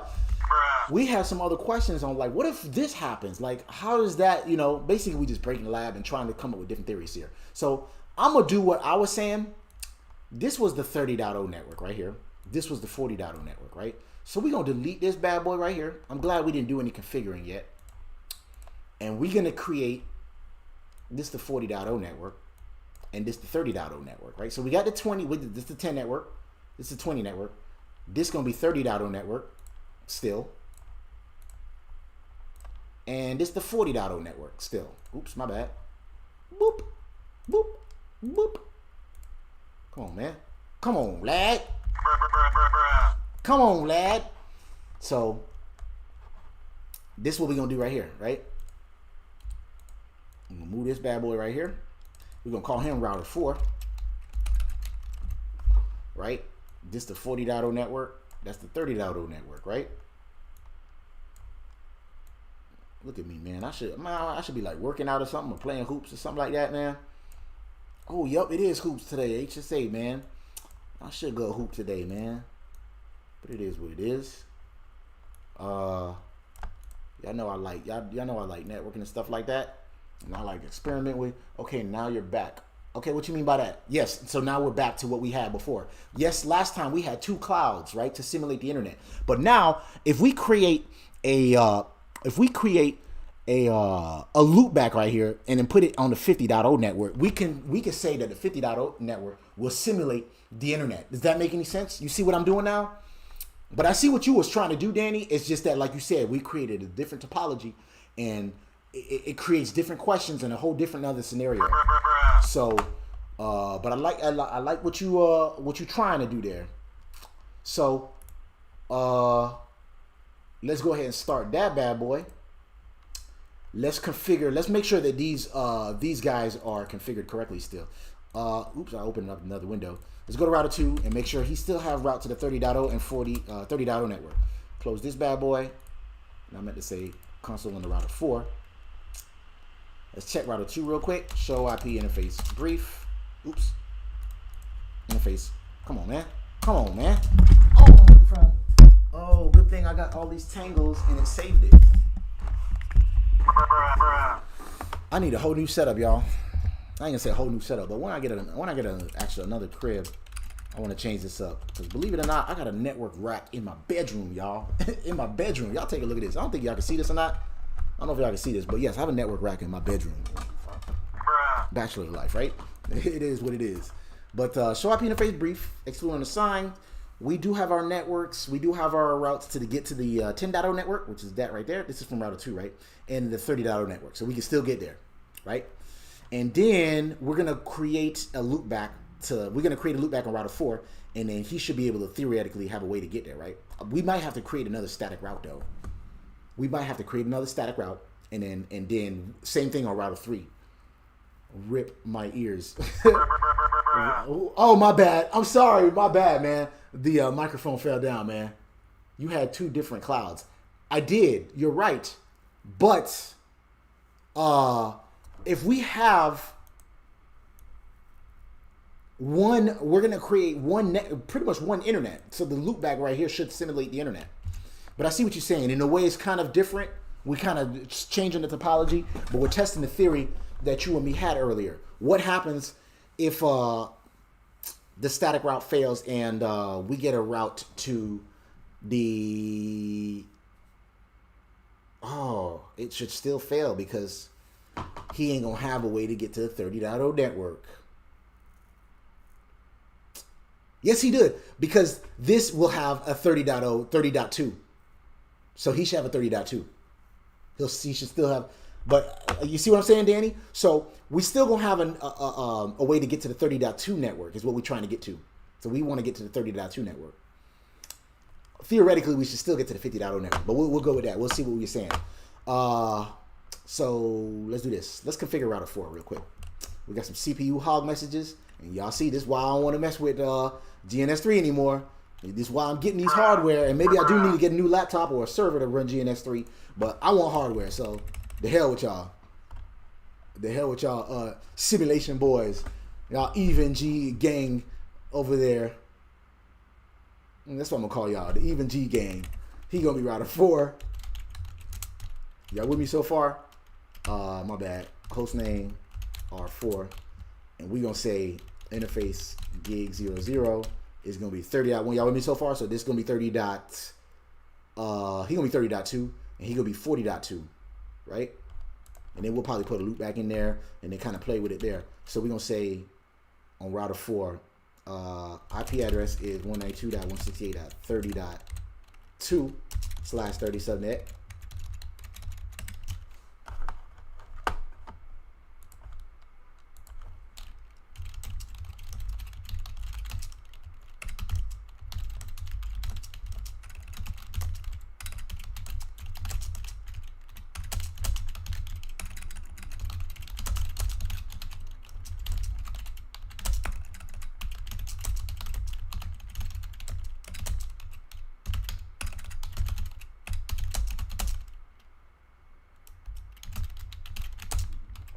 Floating static routes. I'm just catching up. I'm just typing in the Discord server over there, y'all. Make sure y'all join that Discord server. That's the link right there. If y'all want to communicate with me a little further or offline and stuff like that, off the live streams. So router 4, we're gonna create these 2 loopbacks right here. Did we do that already? We didn't. Yes, we did. We did gig 00. No, shut that bad boy. And then we're gonna go to interface GI0/1, and then we're gonna say IP address is gonna be 192.168.40.2/30 subnet, right? No, shut that bad boy. Take a look at his interfaces. Do show IP interface brief. Exclude unassigned. Come on, man. What's going on here? We said interface brief. Why you can't do that? Oh, show IP interface brief. My bad. Show IP interface brief. And then we got 30.2 and then 40.2. Let's take a look at router 2 real quick. He's 30.1 and the router 3 should be 40.1, right? Let's take a look at him real quick. Do show IP interface brief. Exclude unassigned. We might have to create some more static routes to that loopback though. So he gonna have to static route to loopback, and he gonna have to have a static route to the loopback that's gonna be on router 4, right? And then theoretically, router 1 should have 2 ways to get to that loopback that's on here. So that one should fail once we shut it down, and then he should take that way to get to the loopback. But what we trying to answer, what was Danny was saying, was to get to how can we still get to the 30.0 network if we shut down, maybe say this interface right here. And I think we should theoretically should still be able to do that. So let's do this. Let's create a loopback in the 50.0 network. We're gonna call it 50.1, right? So on router 4, go to router 4, and we're gonna say, y'all know this is what we need to do when we want to, test this different theories, right? If we want to like start come up implementing some new routes on our networks at work, and we need to try. That's what engineers do. You got to try like come up with these theories and figure out. Okay, I know what's gonna happen if you do this. That's what we do here, right? And that's what I learned. What I need to do. I need to do this more often. So that's the reason why I'm doing this right now. I know we already finished the lab. We got it done within an hour. We finished all the tasks. There's only 5 tasks, but me and Danny had some questions. What happens if this happens? What happens if you have a packet for that network? Can you still get there? And we're gonna try to answer those questions with this, right? So we said interface loopback. Let's call it loopback 99. I don't want to say 69. I don't want to do any kind of sexual innuendo on my damn channel. I ain't trying to get violated for nothing. I'm gonna curse every now and then, but I ain't gonna try to get violated for nothing. So IP address is gonna be 192.168.50.1, right? That's gonna be, oops, my bad. And then we're gonna say 255 dot, let's do .0 for now. So that way he's not the exact address, right? Let's do a show IP interface brief, exclude unassigned. So now we got the 50.0 network on this router, right? We're gonna say that's the internet, right? So let's go ahead and do that too, right? Interface loopback 99 description, internet, right? Or ISP, whatever, however y'all want to call it. ISP. I don't know. Let's say CenturyLink, even though that's a defunct ISP. CenturyLink. I like doing fun stuff like this, man. Y'all see what I'm doing here, man? I just come up with different shit, man.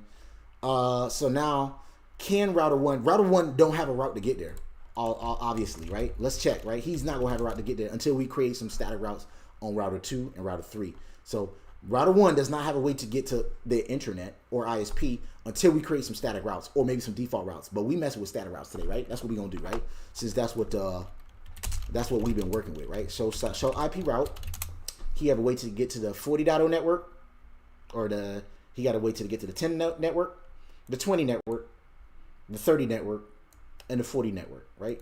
This is our default route right here, which is weird because it don't say the gateway last resort is blah, blah, blah, blah, blah. I think the only way you can do that is with quad zero subnet mask, right? That would be your default gateway. But in a way, this static route that we created is pretty much a default route. Oh, so it's a default route, but it's not a default gateway. Maybe that's why that's not set. Did that make any sense? Yeah. If this is our main way to get to the internet or to get to out of our router, why is that not set as the default, as the gateway of last resort? Can anybody answer that? Right? Because if this one fails, he gonna start taking that way to get to the 40.0 network. Or even this one will just disappear and use that to, to get somewhere. Actually, the 50.0 network, that's what we're going to do. So let's do that.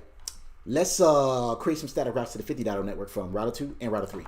So global config mode, we're going to say IP route to get to the 192.168.50.0. Y'all notice when I type a static route, I always use that syntax in my head, and I always say it like that. I always say, to get to this network, take this next hop or exiting interface to get there using, or to get to this network and this network's subnet mask, take this exiting interface or this router's forwarding IP address.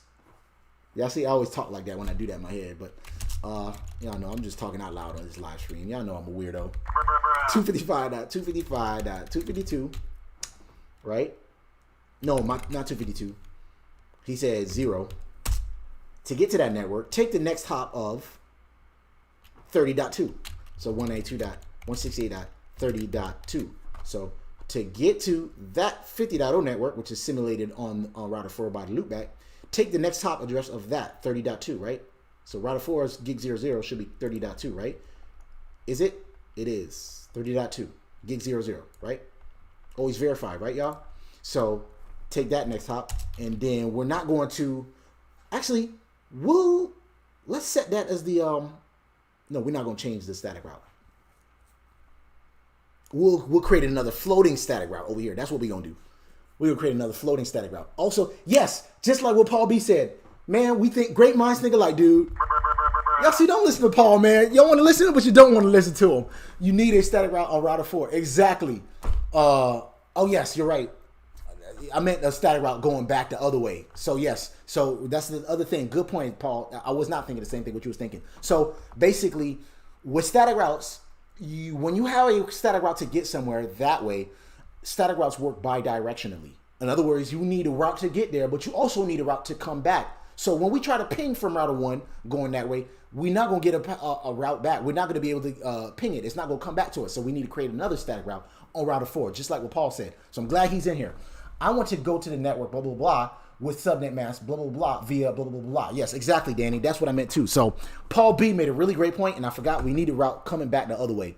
And I always forget that, but yes, we do need to do that. So again, what he was saying is we have a route to get there going this way, but on router 4, we need a route going back to this network, which was basically like 10.0 network and 30.0 network. No, he has a connector route, so he don't need a route to get there. He knows how to get here. He don't know how to get there, right? So because when we get to router 4, let's do that. Let's do that real quick. I'm glad you're still here, Paul. So where were we at here? Yes, so we're not going to create no administrative distance. And we're going to do a show IP route on router 2. And this is reason why you don't want to mess with too many static routes, because it's a lot of manual labor. It's not very scalable, right? So we do have a route to the 50.0 network, right? So basically router 2 has a way to get to the 50.0 network, which is over here. I'll put a label for anybody that came in late, right? So Loopback 99 is 192.168.50. What he said, he's 50.1, right? And that's the 50.0 network. So now he has a route to get there. Y'all with me so far? You can't use the same route going to and from. No, you can't, Dave. You need another way to the other way. So for example, good question though, Dave. Router 2, you can't use that route, right? So router 2, what was the route we created? It's right over here. Right? So from router 2, this is router 2's way. This is router 2's way to get to Loopback 99, the 50.0 network. Router 4 already has a way to get there. That loopback, that network is already on him. We're not gonna put this route to the 50.0 network on router 4 to get there. It won't make any sense. I'm not trying to like talk shit or whatever, but it doesn't make any sense from router 4's vantage point. Does that make any sense? He already has a way to get to the 50.0 network because he has a loopback there. Does that make any sense? And I'll even show you. We go to router 4 and do a show IP route. Show IP. Good question though, man. Show IP route. He already has a route to get to the 50.0 network, so it wouldn't make sense to give him that route. You can't. You see what I'm saying, Dave? So he don't need that route. What he needs, what router 4 needs, he needs a route to get to this network, so that way when we ping from router 1, he got a way to get back that way, because we're gonna have router 1 ping him, but he don't have a way to get back. So we need to create that static route and then have a way to get back. That make any sense? But that's a really, really, really, really good question, though. So where were we at? On router 2, we created that route. He now has a route to get to the 50.0 network, right? And I'll even show you what we're saying. Let's try to go from router 1 and ping that 50.1 network, right? So from router 1, we're going to try to ping 192.168.50.1, right? Pray to the network gods, and guess what? Your answers are not going to be, your prayers are not going to be answered by the network gods, because he ain't got a way to get back. That make any sense? So now we got to go on router 4, like what Paul B was saying, create a route to come back. So notice the ping failed, right? So we're going to go router 4 and create a route back to the 10.0 network. So he need a route to get there. He already got a route to get there. Router 4 already got a route to get to here. Router 4 already got a route to get to the 50.0 network, which is over here. It lies over here. He don't have a route. He don't have any knowledge of that network. Remote networks. You have networks that are directly connected to you with a cable. You have networks, routes to get to loopbacks that are directly connected to you. You just don't have routes to get to your automatically to remote networks that are not directly connected to you. That make any sense? Okay, good, Dave. I'm glad you understand now. So what we're gonna do now is create that static route to get to there from router 4. So now he need a route to get to there, to the 10.0 network. So we're gonna say on router 4, IP route to get to that network, we need to get to the 192.168.10.0 network, not IP address, not host address, the network. Subnet mask of 255.255.255.252, right? You with me so far? Because it's /30. That's 252, right? To get to that network, take the next hop of this 192.168.30.1. That make any sense? So 192.168.30.2. And then we're not going to create no administrative distance. We're not going to fuck with it that way. We're just going to leave it by default. Oh, no, not 30.2. That's 30.2. I meant 30.1. Notice this error right here. We ran into this earlier this week. Let me show you what that means. If y'all don't know what it, does everybody know what that means right there? Basically, what he's saying is, this was a fat finger right here. Fat finger squad in the building. So basically, what I did was I said to get to that network from router 4, take the next hop of 30.2. Well, you know what? He said that's what I like that error is.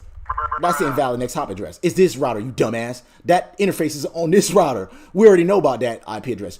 what is the forwarding router's IP address to get to that network? So basically, we don't want to put that as the next hop to get to this network. To get to that network, we want to use this as the next hop, which is .1. So 192.168.30.1. That make any sense? I put 30.2, which is that IP address, right? So would the route configuration be different on a dynamic IP route versus static? Very different, Dave. It'll be very different. Matter of fact, that's not even the syntax for IP.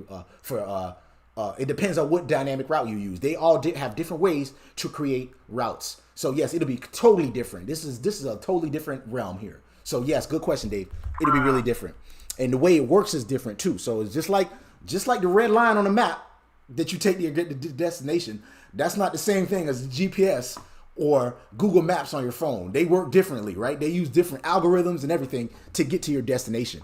The map, you just created that red line. That's what we're doing. We creating red lines to a route. So this route was wrong. We needed to put 30.1 to get to that network, and it should take that theoretically. So now he should theoretically have, let me show you what the route looked like. I mean, the routing table looked like before, right? He had a route to get to the 30.0 network. He had a route to get to the 40.0 network, which is 30, 40. He has a route to get to the 50.0 network. That's obvious because it sits right on him, the Loopback 99. But he ain't have a route to get to the 10.0 network. And that's what theoretically we should have by now, right? So now if we run a show IP route, route don't have a 7 in it, in case y'all ain't know.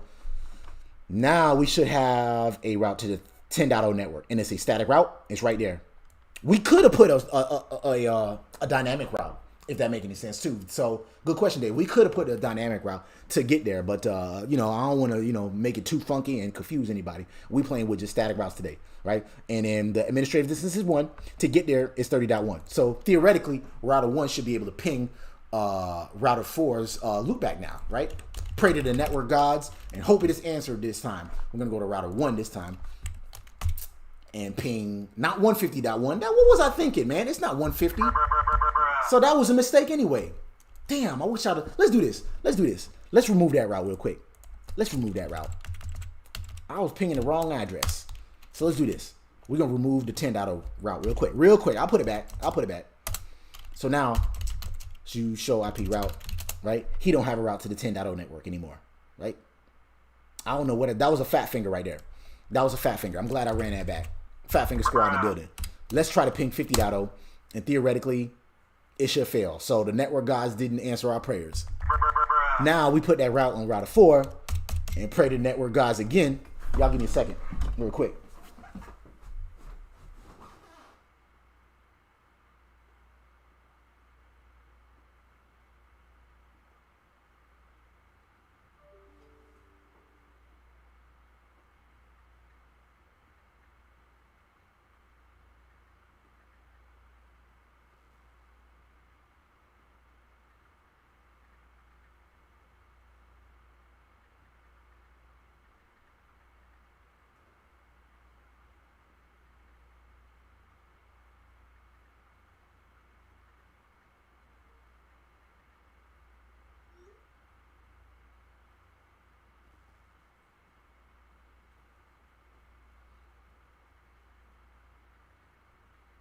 Y'all give me a second, y'all.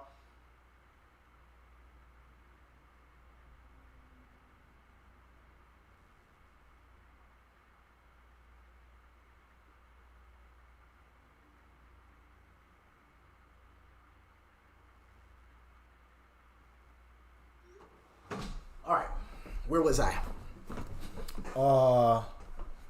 Let's see here. So we got he has a route that's directly connected. Now he has a route back. Does he have a route back? No, I didn't. So we need to put that route back. Get rid of this no right here. So now he got a route to the 10.0 network. Do a show IP route. Now he got a 10.0 network. He got a route back, right? That make any sense? So router 4 now got a route back to the 10.0 network. Go to router 1, see if we can ping 50.0, ping 50.1. Pray to the network gods. Do we have routes? We do not have a route. So what we need to do here, he don't even have a route. We need to check the routing table real quick. 192.168.50.1. So let's do that. Show IP routes. He still don't have a route to the 50.0 network. Nope. Router 2 need one. Router 2 got one. So maybe we got to create basically another static route to get to the 50.0 network. Do we need to do that? So we created that static route right here to get to the 50.0 network. Router 1 doesn't have a way to get to the 50.0 network still. As you can see, right? We got to wait till to get 10.0 network, which is there. 20.0 network, which is there. 30.0 network, which is there. And the 40.0 network, which is there. You would think because he got routes to all of these networks right here, he should get a route to the 50.0 network as well. Nope, because that route is not being shared or redistributed to him. So we need to figure out another way to do that. Maybe we could make router 2 and router 3 have static routes to those networks. They do though. Router 2 has routes to those networks. Yeah, router 2 has routes to those networks. See? See? So he has a route to that network. He has a route, router 3 does. Router 3 have a route to that network. But either way, that doesn't mean router 1 has a route to that network. I used to think that, and this is why I like playing with static, labbing basically. I thought because, okay, so because this network has a 50.0, it has a route to the 50.0 network, and that router has a 50.0 network route, then theoretically, router 1 should have a route to get there to 2. So yes, you need the 50.0 network config on router 1. That's what you're saying? For anybody that tuned in late, we already finished the lab. We finished it an hour within the stream. So we started at 2 o'clock and finished it at 3 o'clock. So if you want to replay this lab and you'll see we did the floating static route already. I just kind of spent the last half of the hour just breaking this lab and coming up with different theories. So that's all we're doing right now. If you want to replay it, go ahead and do that. Or if you want to stick around, watch me break this lab, then that's cool too. So router 1 also needs a route, static route to get to the 50.0 network. And we're going to say, so basically we need to create that primary route plus the floating static route to get to those networks. That's what you're saying? I guess so. So let's go to router 1, create that route to the 50.0 network, right? IP route 192, and then we'll create the second one as a floating static route, right? So 121.68 to get to the 50.0 network, subnet mask of /24, take the next hop of 10.1. So 192, right? So to get to the 50.0 network from router 1, take the 10.1 network, and it will create a floating static route to get to the 50.0 network, right? Making any sense? 192.168. To get there, take 10.1 with the subnet mask. No, you don't need no subnet mask. You just do that and then leave that alone. No, my bad, not 10.1. See, 10.2. That's this address. That's not what we want. We meant 10.2, right? To get there, right?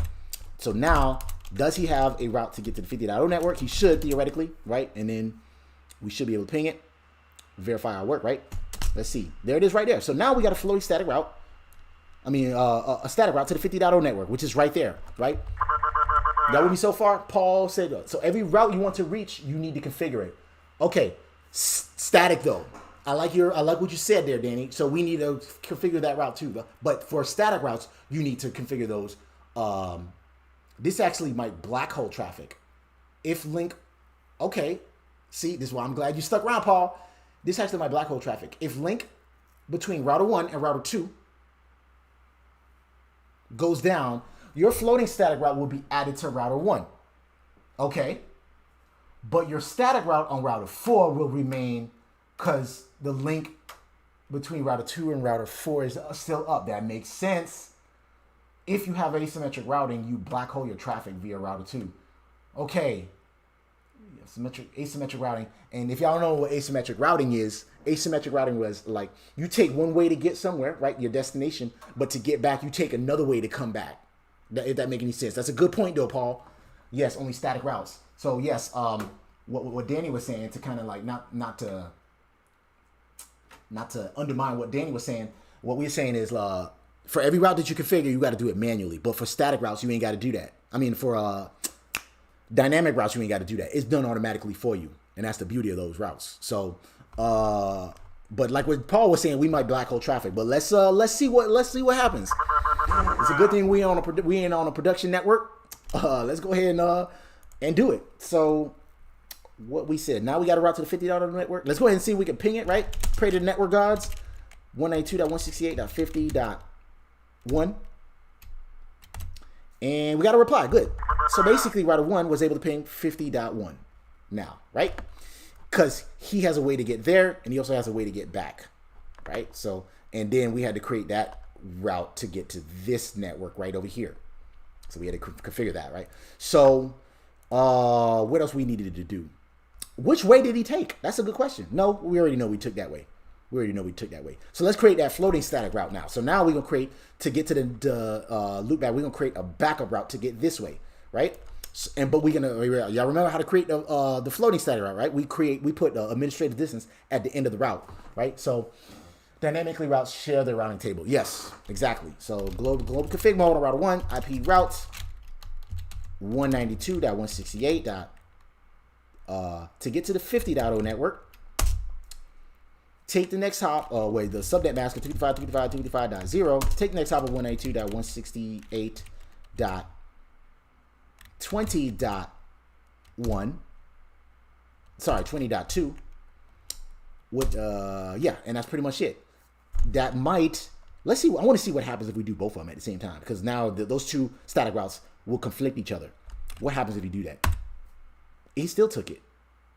He still took it. Let me do something real quick. Show IP route, and then include route. I wanted to see. I thought because now we're saying we got two ways to get, not include route, show IP route. I meant show run is what I meant to say, and include those routes. Show run, and then include those routes. Because now we're saying we got two ways to get there, and they did not conflict each other. Yeah, we said to get there, take 10.2 and 20.2 is what we said. But which way will he take? I'm just curious. I've never done this before, so I just want to see. Let's go ahead and ping 50.1 real quick. Pray to network gods and see what happens. 50.1. Which way did he take? I don't know. He pinged it though. Let's trace route to that 192.168.50.1 and see what happened.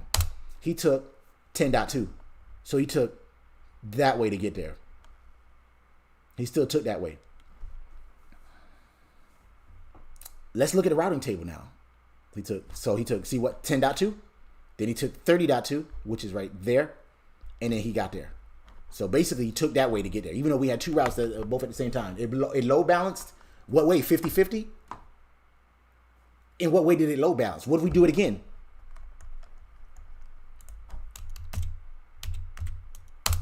He took 10.2 that time again.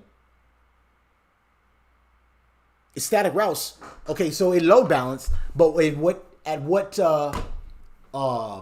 like percentage did it load balance? Is it a 50-50 load balance? Does he work by his emotions? Does he say, you know, I feel like taking the 50.0 network, or you know what, I'm on maybe it's a female router and he was on his period and he said, let me take this route. She said, take this route. Or maybe because the stars ain't aligned, he want to take another route. You tell me which way. Oh, 50-50. Okay, Paul, appreciate that, man. I'm glad you stuck around, Paul. So I hope I ain't offended anybody with that statement. Please don't violate me, YouTube. Anyways, let's do this. Let's create that second route, make it a floating static route. So we're gonna put this administrative distance as 254. Actually, if we take one down, he'll take. Let's take that down real quick. I'm gonna take down 10.0 network real quick. So router 4. Sorry, router 1. I'm gonna take down gig 00. He should still be able to get there though, but he took 10.2 this time. So I'm gonna go to global config mode. I'm gonna shut down this link right here. See what happens when we try to get to the loopback, right? Interface gig 00. Shut that bad boy down, and then try to ping 50.0 network, 50.1. Pray to network gods. He didn't get there. It's unreachable. But he said he has a way to get there, didn't he? Show IP route. He no longer has that route because we didn't create that floating static route. He still do got to get there. A way to get there. Or did it get black hole? It said unreachable. He still got a way to get to the 50.0 network, but he did not respond. Take a look at the routing table first before adding the floating static route. Okay. I did do that. And we saw, okay, but look what happened there. He said to get there, take 20.2. Yeah, 20.2. So we still have our route to get to the 50.0 network right there. And when we pinged it, it became unreachable. So because static routes are dumb, they don't know to get that way because it's not flowing static route. Is that what happened there? But we did not get any pings back. So that's good to know too. Y'all see that? Y'all see what happened there? You're black holing your traffic. Okay. Okay. So it's just like what you were saying then. So we shut down this route, and he said to get to the 50.0 network, take this right here. And what he ended up doing was, what happens? Let's trace route it.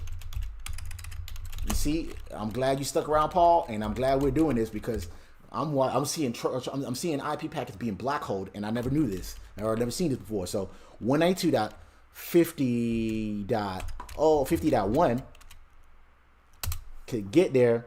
He took 20.2. So he said take 20.2. And then what do those H's mean?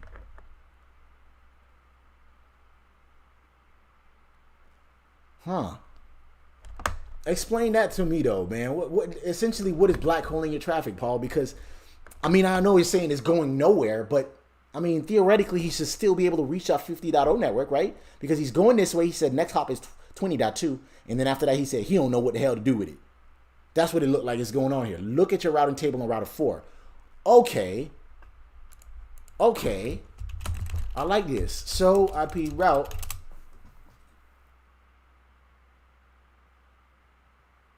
He still got a way to get to the 10.0 network. He got a way to, oh, he said with 30.1. And when he get there, so basically, okay, I see what you're saying. So basically, this way, explain to me if I'm reading this correctly, Paul.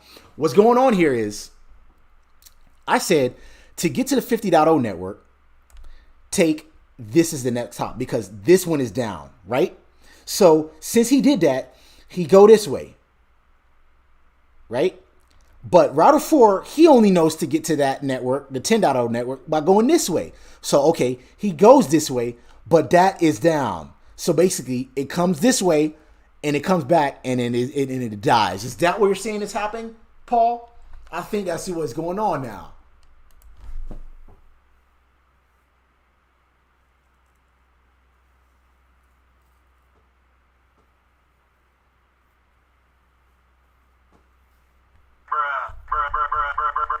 Let me know, Paul, because I think that's what I see what's happening. You told me to look at router 4's routing table, and now that makes sense. I'm black holing my traffic like that. So we're going to bring that up, and we're going to try to fix that. Y'all see, you see that, Danny? You see that? Isn't that interesting? That's crazy. I was like, I see what you mean by black holing. It goes nowhere, but how does it go nowhere? He told me to look at router 4 routing table, and we see what's going on with that traffic. So Paul said I'm correct. This is what's called asymmetric routing, and this is exactly what Paul said about 10, 15 minutes ago. Y'all don't listen to Paul. You want to listen to him, but you don't want to listen to him. He know what the hell he talk about because this is what's going on here, right? When we first had this route, right, to get to the 50.0 network, we said to go there, take this route, the next hop, and then that's how we get to the 50.0 network, the loop back there, right?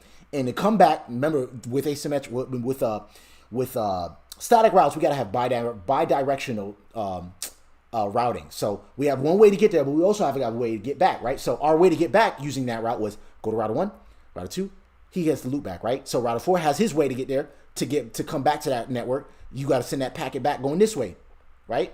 So we said, okay, well, since we're doing that, let's go ahead and shut this traffic down or shut this link down and see if he can still get to the 50.0 network. Well, you know what? He does have a way to get to the 50.0 network still, right? But we got these U's right here, meaning it's unreachable, right? These right here, he does have a way to get there, but he don't have a way to get back. Why? Because that link went down. So that's where we're theoretically black holing our traffic. You see, Danny, I'm not gonna act like I think I've seen this before a long time ago, like messing with packet tracer and stuff like that. As a matter of fact, I might have a video, but yes, I think it's still up. But we was messing with HSRP in that video. It was like 2 years ago I did it on my channel. You'd have to like go deep in my playlist to find that. But that's basically what we did, Danny. We black holed our traffic. So, and what asymmetric routing is, you have a way to get somewhere, right? But you take another way to get back. If that make any sense. So, like, we could take to get to I'm in Florida, right? We want to get to LA. We could take I-10 to get to LA, right? But when we came back to Florida, we went up north and we took, I don't know, Spokane, Washington. We went through Detroit, went to New York City, and then came back to Florida. So we took another way back. That's called asymmetric routing. But when we did that, we created asymmetric routing, but created a black hole in our network. And that's what happened there. So, and explain, in case anybody's late, what we did was we had a way to get there, right? And then we had a way to get back, right? But then we shut down this network, and we had a way to get there still by going this way to the 50.0 network. But when we came back, he only knows to get this way, and then this link is down, and we black holed our traffic right at router 2. And that's what happened there. Crazy shit, man. That's like some matrix ass shit right there. So let's go ahead, bring that route back on router 1. Right? So, and that's what I don't know what these H's mean. I want to see what that means right there real quick.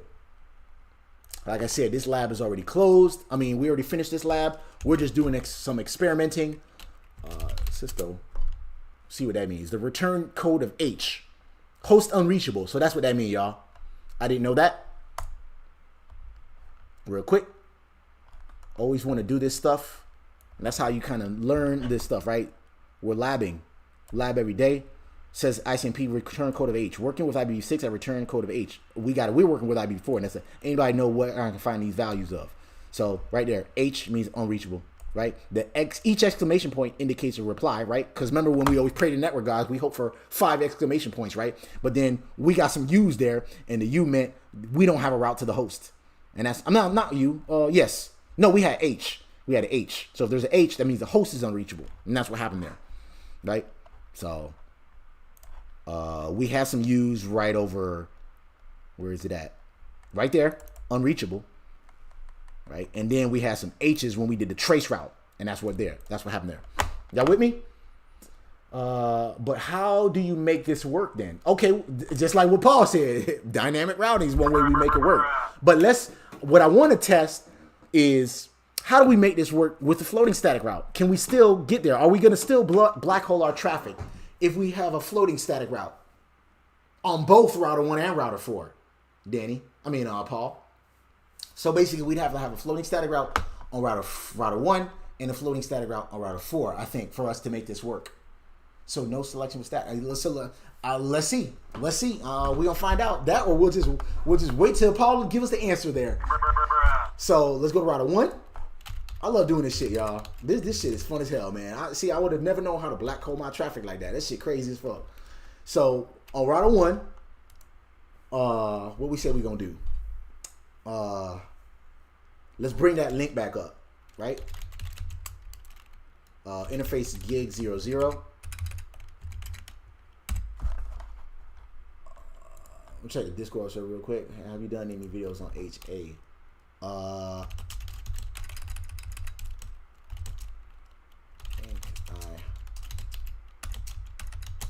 Couple.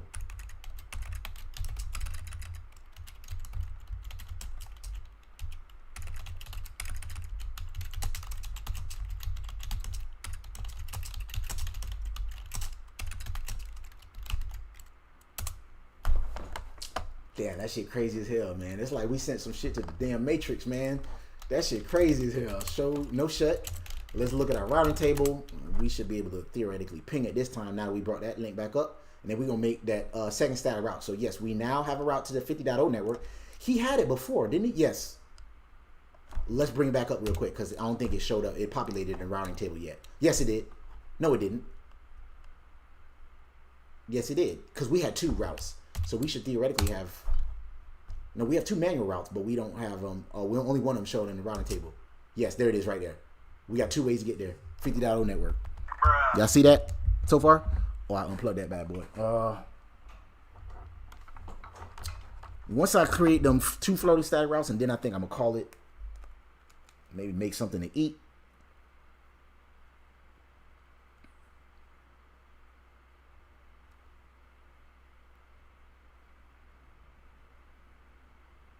Oh, my fucking battery dying.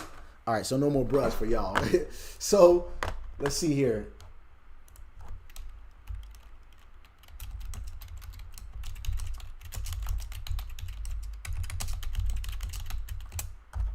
Real quick, FHRP would be best for HA. That's correct, Paul. Matter of fact, somebody just asked that question in the Discord server. He said, do I have any videos on high availability for topology like this? I created a PBR video, I believe. I created a policy-based routing video. I also did one on HSRP, similar to this topology right here. So I created an HSRP route, but it's going the other way. And then I did a live stream on HSRP as well, I believe. You would almost say that router 4 needs a backup gateway or something. Yes, Paul, and that's what I said I think I'm going to do. I'm going to create another floating static route on router 4 to see if we can make this work with static routes. So let's do that real quick.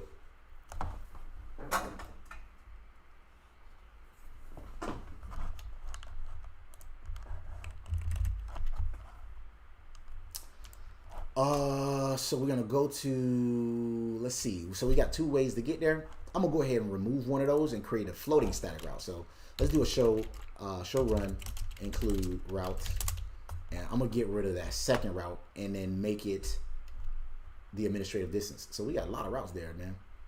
So we're gonna use this. We're gonna make this route right here with an administrative distance of 254, make him the floating static route, and then so we're gonna global config mode. What if I just add the floating static route? I mean, add the administrative distance. Will the other one stay 254 just like this? And then do a show IP route. Show run include route. Will he stay there with the floating static route? Will we have 3 254s there? Nope. Okay, so we did that and just added the 254 there, right? Y'all see that? So basically, we create another 50.0 network, right? The loopback right there.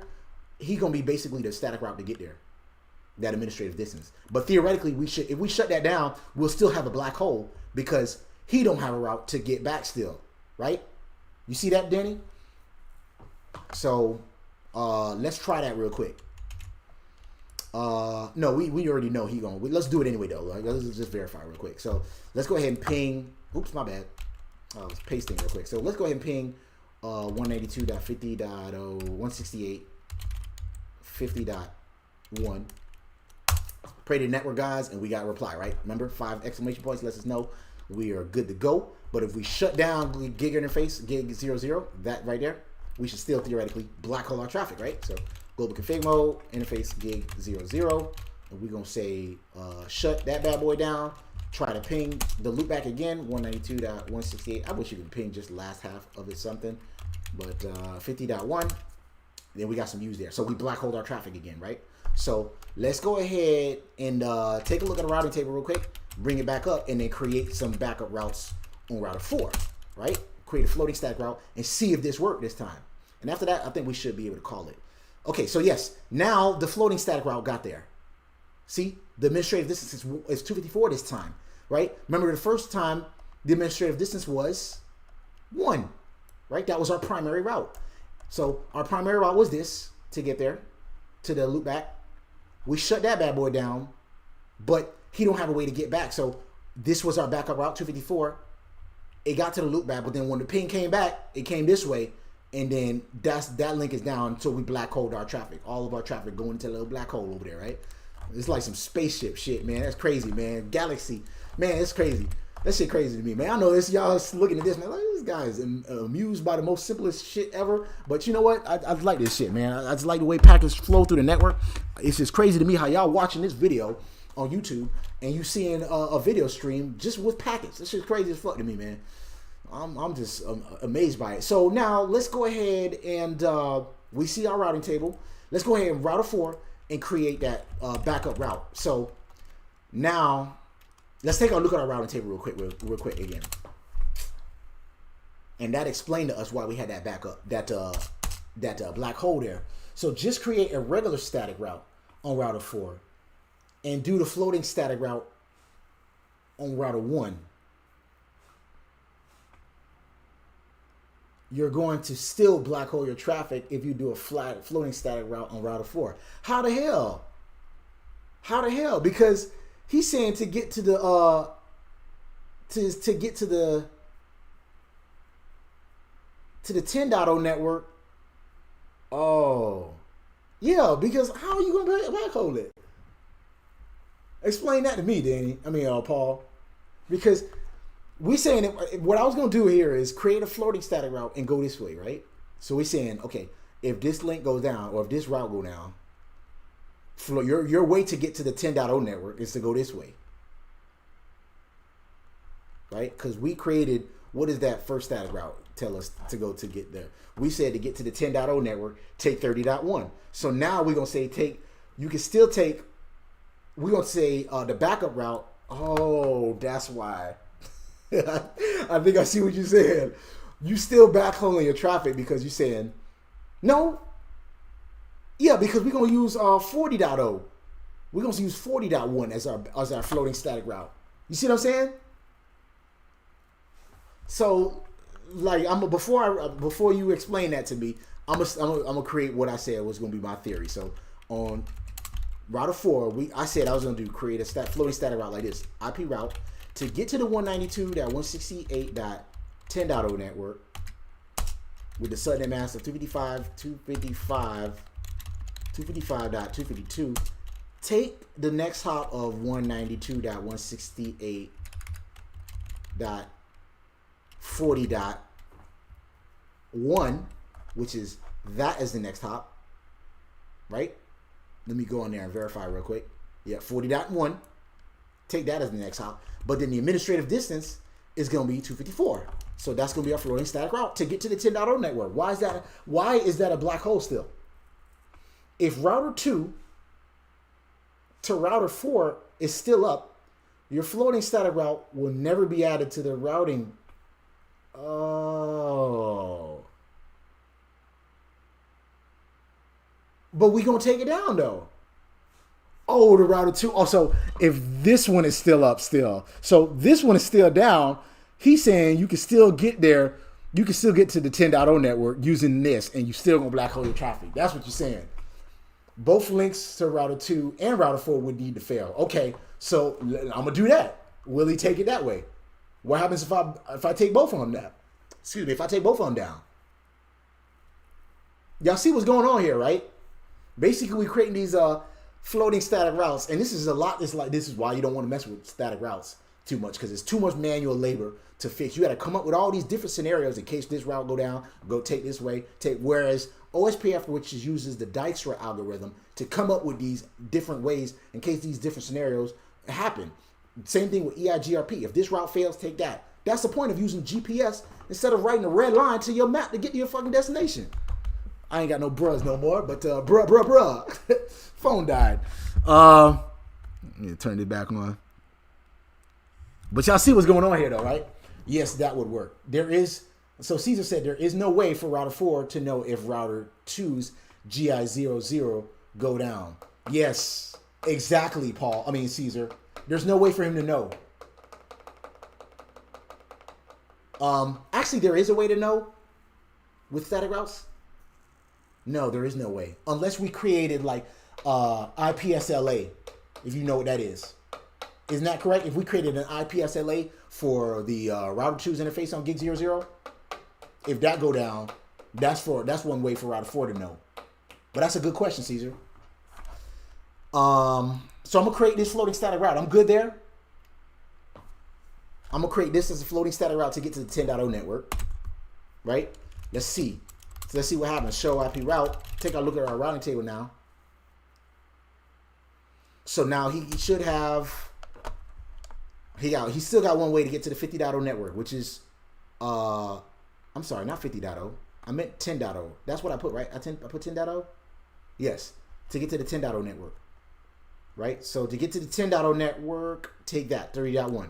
Right there, right? So if we make this one, if we shut that down and shut that down, will he take the floating static route to get back? And will he have a way to get back? Router 1. Yes, I see IPSLA, you can do that. Okay, yes. So thank you for answering that, Paul. So, phone tripping over here, man.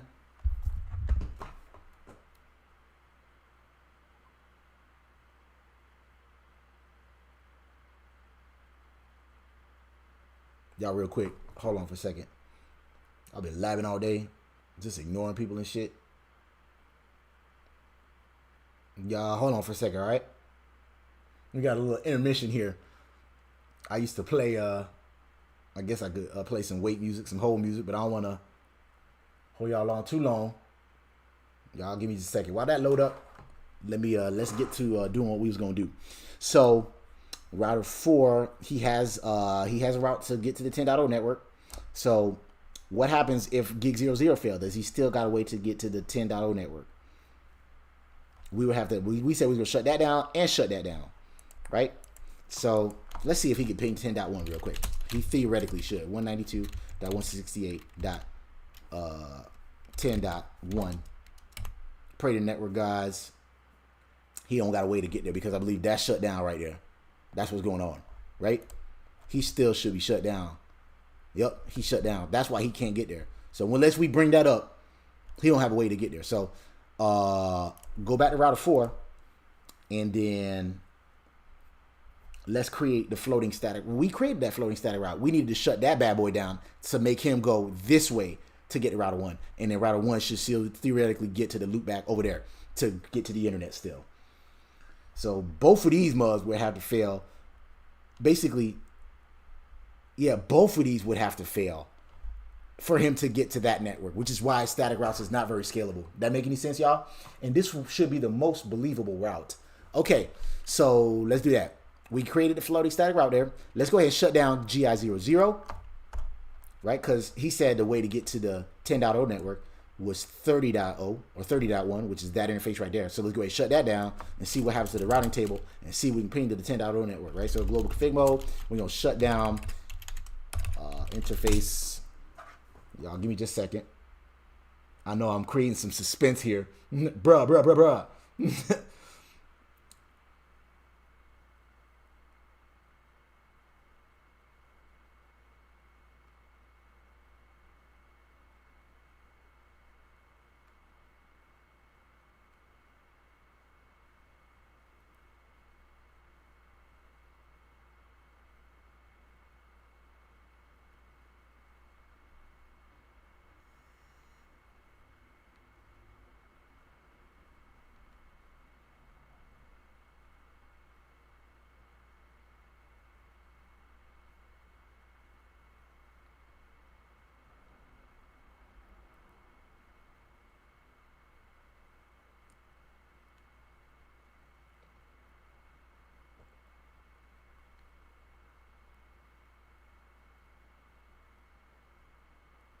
Hold on, just a second here.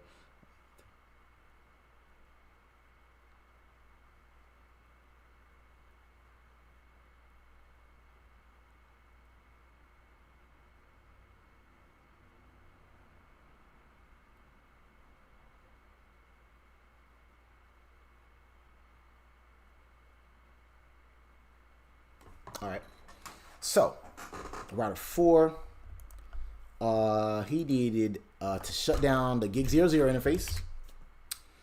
So basically we shut down that interface right there, right? Y'all with me so far?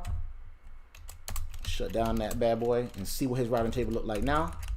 Show IP routes. After this, I think I'm gonna make something to eat, and then I'm gonna play with this the new router. Oh, y'all know that new router that I bought, right? That I powered it on, connected it to my terminal server, Raman mode, bruh. And I need to get the iOS. It might be configured. I mean, it might be corrupted. Who knows? I don't know. But you know, I still got the guy's number or whatever. But that's some experiment. That's some more experiment I got to do today. Let's get that iOS working on there. So on router 4, we said what we said we was gonna do. We shut down the interface. We looked at that route. He still got that route there. See? But now the administrative distance is 254. So we created that floating static route. What we learned today, right? Y'all with me so far? Y'all with me so far? Anybody lost? If anybody that tuned in late? We basically playing with static routes, floating static routes rather. This is probably one of the longest lives I've done so far. We are what? About 2 hours into this, man. Yeah. No, we started at 2 o'clock. Yeah, about 2 hours. No, I labbed before, like 4 hours before. We was messing with HSRP, believe it or not, y'all. It was an old ass video. Well, it ain't that old, but probably like a month ago. So he still has a route to get to the 10.0 network, and he said the floating static route, which is 40.0. So now let's see, was he able to ping it? Yes. So it failed there because that was shut down. So now this is shut down and this is shut down. Does he still have a way to get to the 50.0 network? Pray to the network gods, but let's take a look at his routing table before we do all that.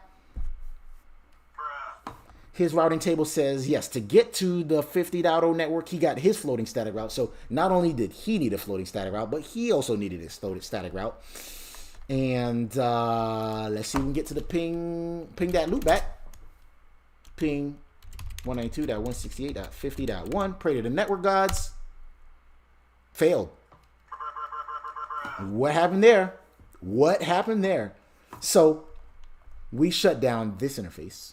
Let's verify real quick. Let's see what shut down real quick, because GNS3 don't give us red dots like a packet tracer does. So you can't visually see shut down interfaces. You actually got to go in there and look at it real quick. So let's take a look at our static routes real quick. We have a route to the 50.0 network via 20.2. So he can get there using 20.2, which is that right there.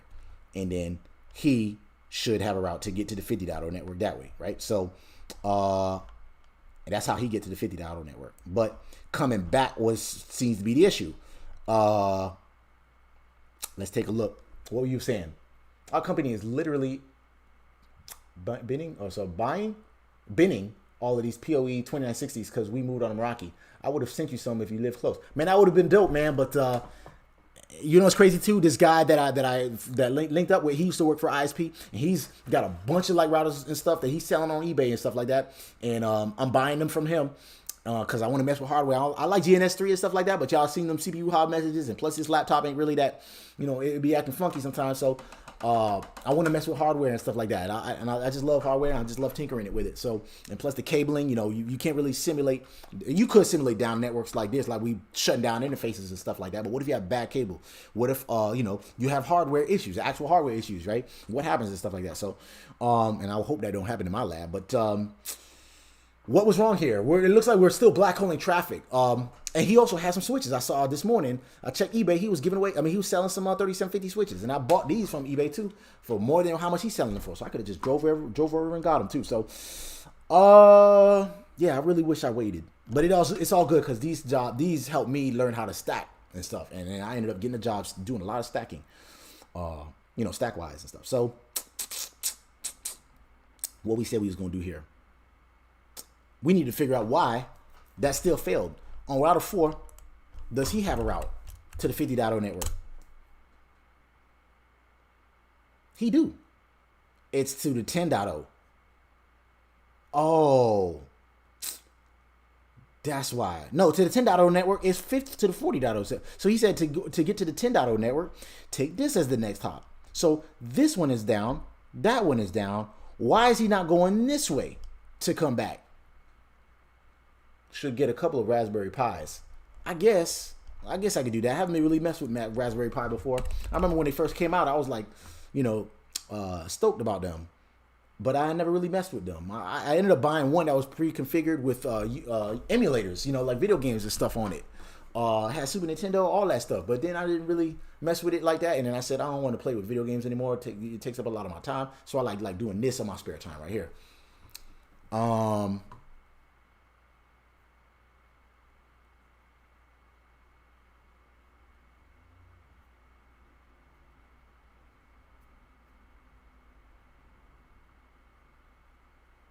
What's that? What I said I was going to. Did you configure router 4 to go back via router 3? Yes, I did. Good question. So back to router 4, we said to get. Did you configure router 4 to go back to router 3? So yeah, router 4 is configured. He said to get to the 10.0 network, which is this right here, right? To get to that network. Oh, yeah. He still got a way to get to the 10.0 network. Can he ping it though? Can he ping 10.1? That's my question. He said to get there is use 40.1. Can he ping 10.1? Let's do that. Ping 192.168.10.1. Nope, he don't got a way to get there. That's what happened. Because when he tried to get there, it looked like we still black holing our traffic. So to try to get to the 10.0 network, he taking 40.0, which is here, And then router 3, let's take a look at router 3's routing table. Maybe that'll answer our questions. We haven't been looking at the intermediary routers. Show IP route. Do he have a route to get to the 10.0 network? Nope. He don't. He got to wait to the 20 network and the 40 network. So he got to wait to get to the 20 network and the 40 network. So router 3 don't got to wait to get to the 10.0 network, which lies over here. And that's why it failed. I think that's why. Maybe if we send a different source packet. Trace route it. Okay, good question. I mean, good suggestion. Router 1, if we trace route it, I was just about to do that too, but I was like, I'm ready to call it. It's trace route to 192.168.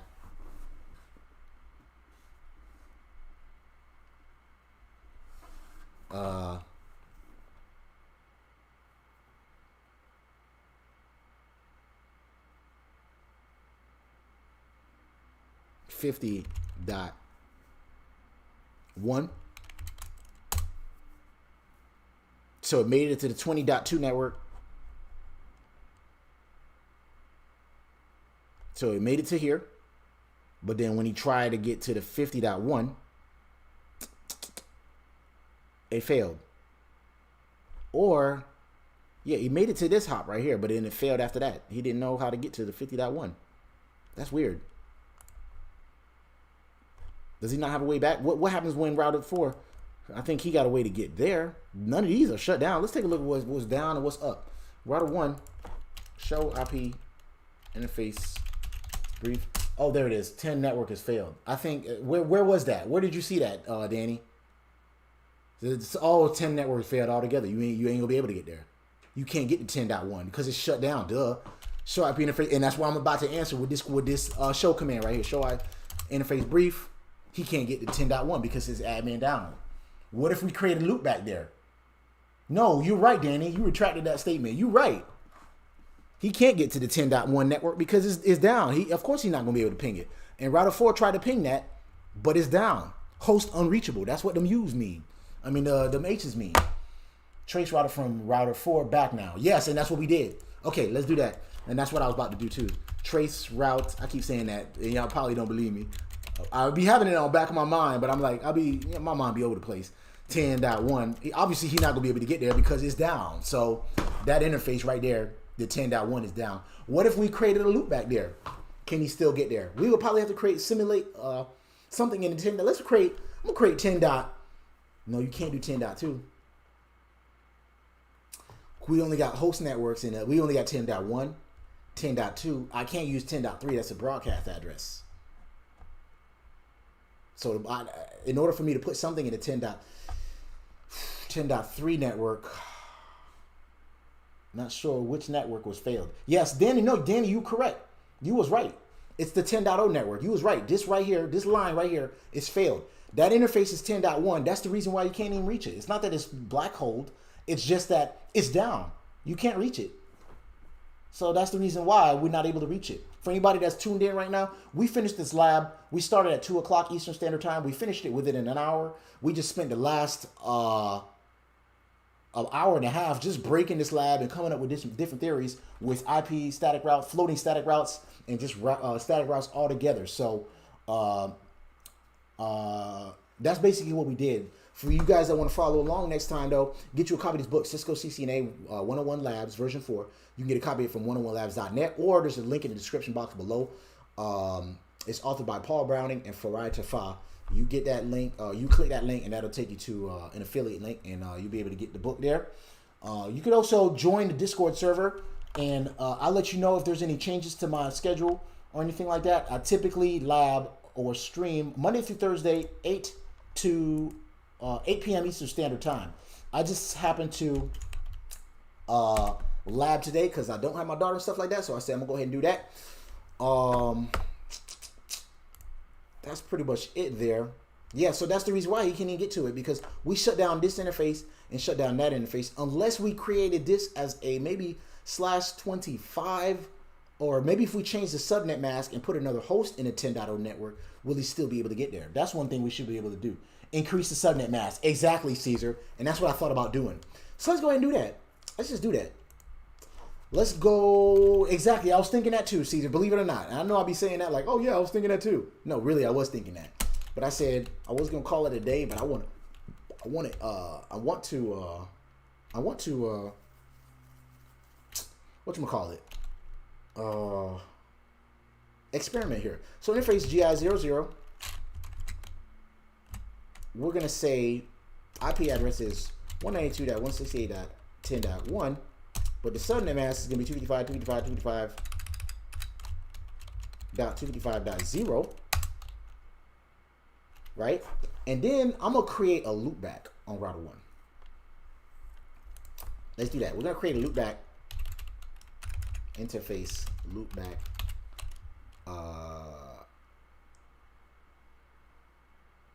Yeah, we'll create another 99. Let's create a 100 though. Create a 100, and then we're gonna say IP address is 192.168.10.99, 255.255.255.0. Right. So now we'll take a look at our IP interface brief, and we'll see we have a loopback 10.99. So now router 4, he has a route to that network, but it's /30. Does he have a way to get there using /224? No, it's still /30. He still won't be able to get there. We would have to change the route altogether on the floating static route. So let's do this. Show run, include routes, right? We might need to increase the subnet mask. Yeah, that's what I said. And we might have to do the same thing on this bad boy right here. We have to fix that subnet mask, right? So I'm gonna get rid of this bad boy. I should get rid of both of them. Yes, BOFFOMUM.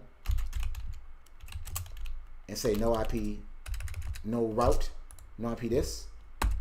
Right, we're gonna say IP route 192.168.10.0 1, and take the next hop of 192.168.40.1.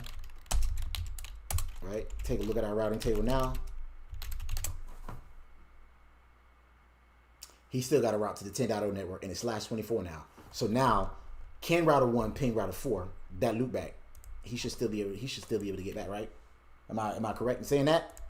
So router 4, router 1, we're gonna try to ping the loopback 99. So router 1 gonna try to ping that loopback right there, but he most likely gonna take this way because that way is down. Both of these interfaces right here down. That's down and that's down, right? Y'all see that? So he should always get there to the loopback using this way. I'm not gonna worry about primary routes or anything like that. We're just gonna try to ping it, pray to the network gods, and hope it come back. 192.168.50.1.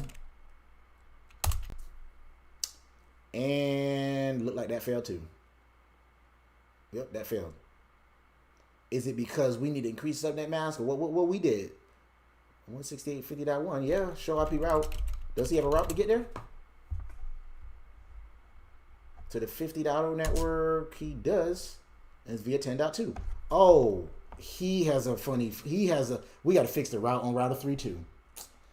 Jesus Christ. All right, so, and this is why you don't want to mess with static routes like this, because it's too much manual labor.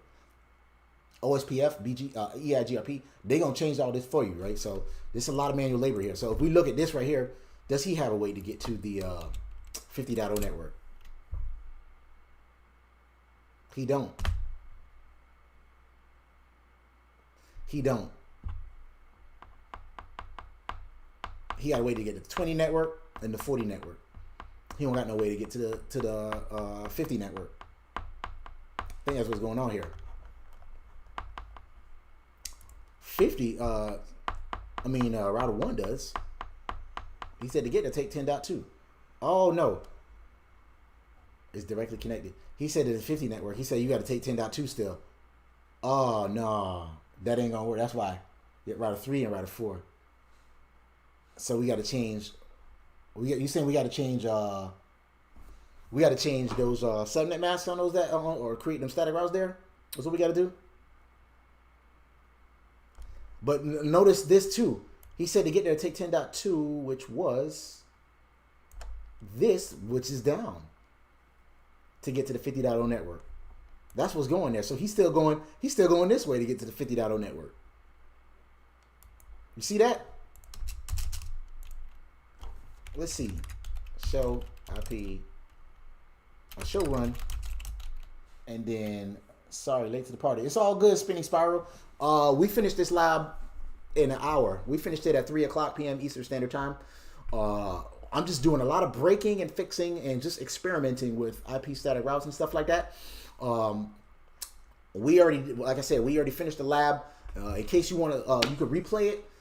We started this lab at 2 o'clock Eastern Standard Time. You can go to lab number 45, page number 193, and then follow along from there. Like I said, we just kind of doing some experimenting with static routes, creating these different scenarios. So we're kind of veering off what's going on in the book because we already finished it. We just had some questions of what happens if this happens, if this route goes down, if that goes down, etc. What happens to these static routes? So router 3 does not have a static route. Router 2 does not have a static route. So router 2 is still favorable. That's why. Yeah, I seen that too though. And that's what I was saying with router 3. Yeah, so that's what I was saying with this right here. He don't have a route to the 50.0 network. So it's still router 2 to get there. Right? Does he have a static route? Yes, he does. Let's run that again real quick. Show IP route. Yeah, he still has a route to get to the 50.0 network. Well, you know what? Let's go ahead and do that router 3. I'm going to do some more experiment. It is what it is. It is what it is. You get how you live. Router 3, we're going to say IP route to get to the 192.168.50.0 network. Take next hop, the subnet mask of 2.2.2.2.0. Take next hop of 192.168.50.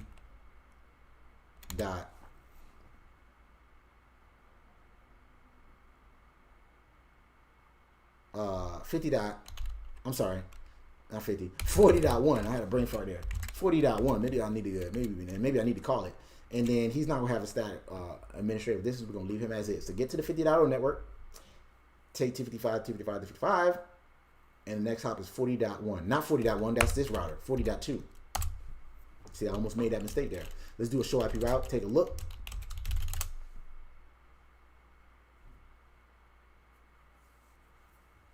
Yep. So can he ping that real quick? 192.168.50.1.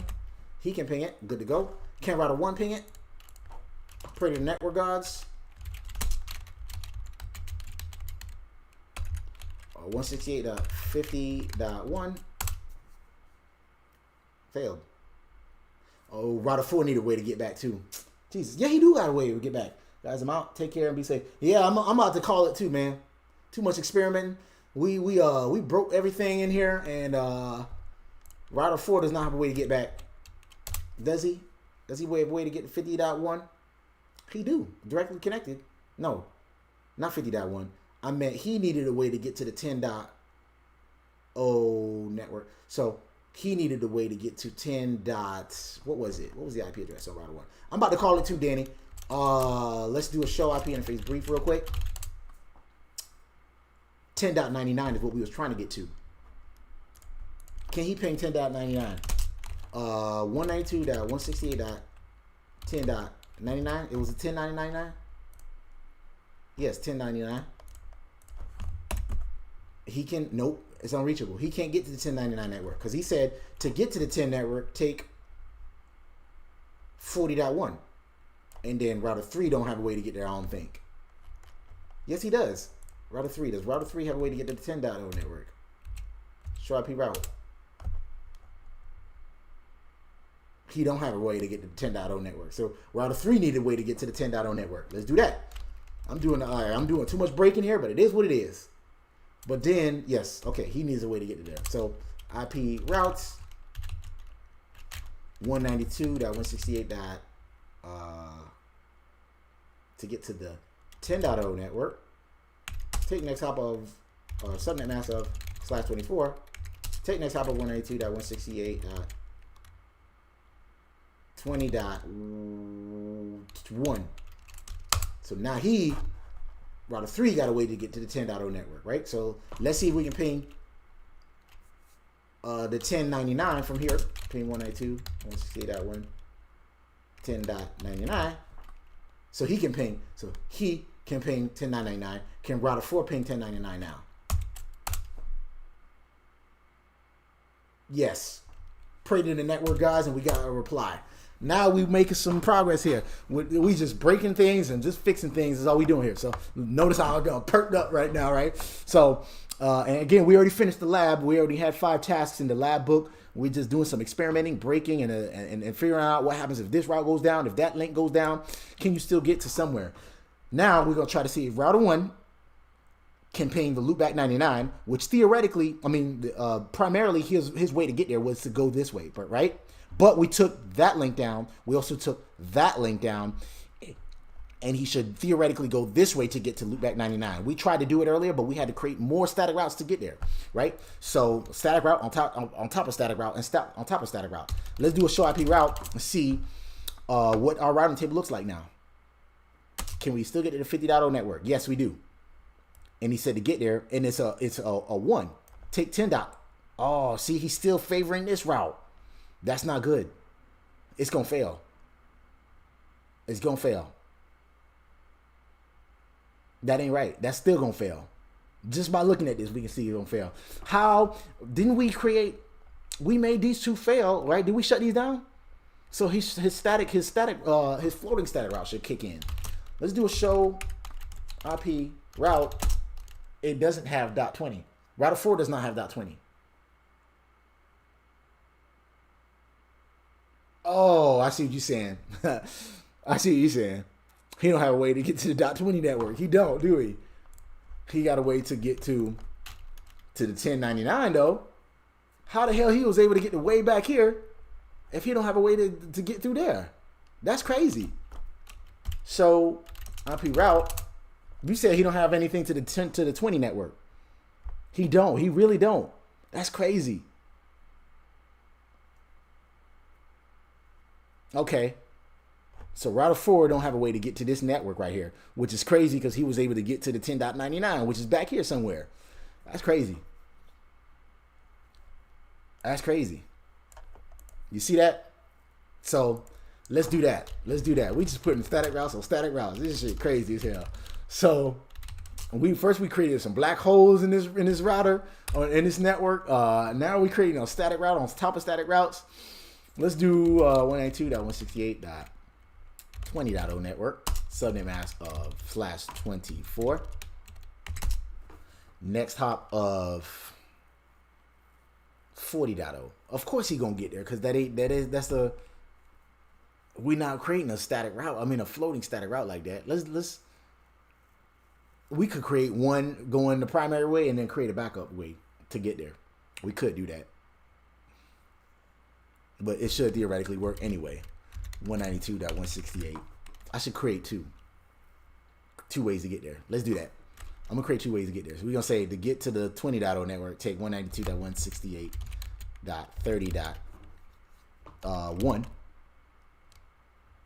Right? And then we're going to create another one and say take 40.1 with a higher administrative distance. Right? So we got 2 ways to get to the 20.0 network. We got 2 ways to get here. We can go this way or we can go this way. This way is obviously down, right? Because we took them 2 links down. So now he should theoretically go that way using his floating route, right? Let's take a look at his routing table real quick. Y'all see what I'm doing here? I'm just in this rabbit hole with static routes here. Like I said, if y'all want to get to the more simpler part of this, just go to the first half of this video here. Just replay it. So we got a way to the 10.0 network and the 20.0 network. He should still be able to theoretically ping the 10.99, right? Router 1 should be able to ping router 1 should ping that guy in the back, 50.1, right? So let's take a look at his routing table real quick.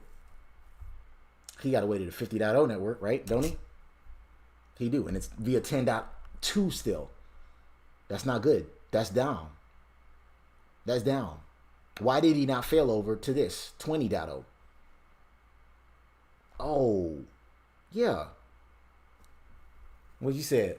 Router 1 gig 00 is down. Maybe it is down. This route right here is down. That route is down. This route is down, and this route is down. What I'm saying is we needed a way to get to the Loopback 99, this interface, using this and that. And we created a floating static route to do that, didn't we? Let's look real quick. Do a show IP route.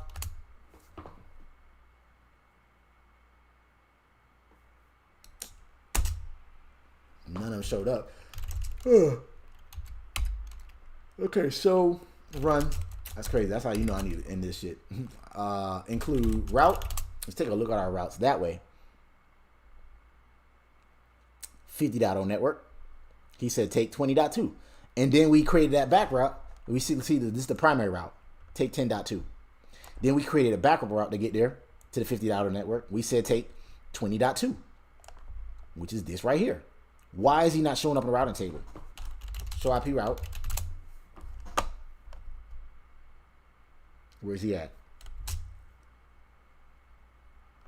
He said to get to 50.0. Oh, maybe because this got a higher administrative distance, but 10.2 is down. No, maybe it's down on this case, and it's not down on router 2. Maybe that's what the case is. Maybe that's what the case is. No, because he can't ping 10.2. He should not be able to ping 10.2 because it's down, right? So he should not be able to. Because it's directly connected to him. No, it is up. Yeah, it is up. That's how come he's still taking that way. So we need to have to shut down this interface too. See, watch. Let's see. Ping 192. No, we shouldn't be able to. 192.168.10.2. No. Yeah, it's down. It's down. We shouldn't be able to. So it is down. Why is he still showing up in the routing table there? Gig 00 is down. Yeah, I see what you're saying. So it is down over here, but theoretically that side of the link is still up. So maybe he's still pointing that way. I don't know. I'm gonna go to router 2. I'm gonna go to router 2 real quick. And then I'm gonna shut down that interface over there too. I know I'm going to a rabbit hole, y'all. My bad. Like I said, if y'all wanna go to the beginning of the stream where the real lab is. So we shut down this interface right here, gig 00. Obviously, I'm not going to be able to ping it, right? Obviously, I'm not going to be able to ping that. But if we look at our routing table real quick, what does the routing table look like now, right? Show IP route to get to the 50.0 network. We should be able to take 20.2. Nope, he's still taking 10.2, even though it's down. That don't make no sense to me. Maybe because it's static. But we created a static backup route, and it was 20.2, which is that should be our static backup route. I'm not sure why that's not kicking in, but you know what? I'm gonna call you. Show IP interface brief will show you. Okay, yes. Let's do that real quick. Hold on for a second, y'all. Intermission.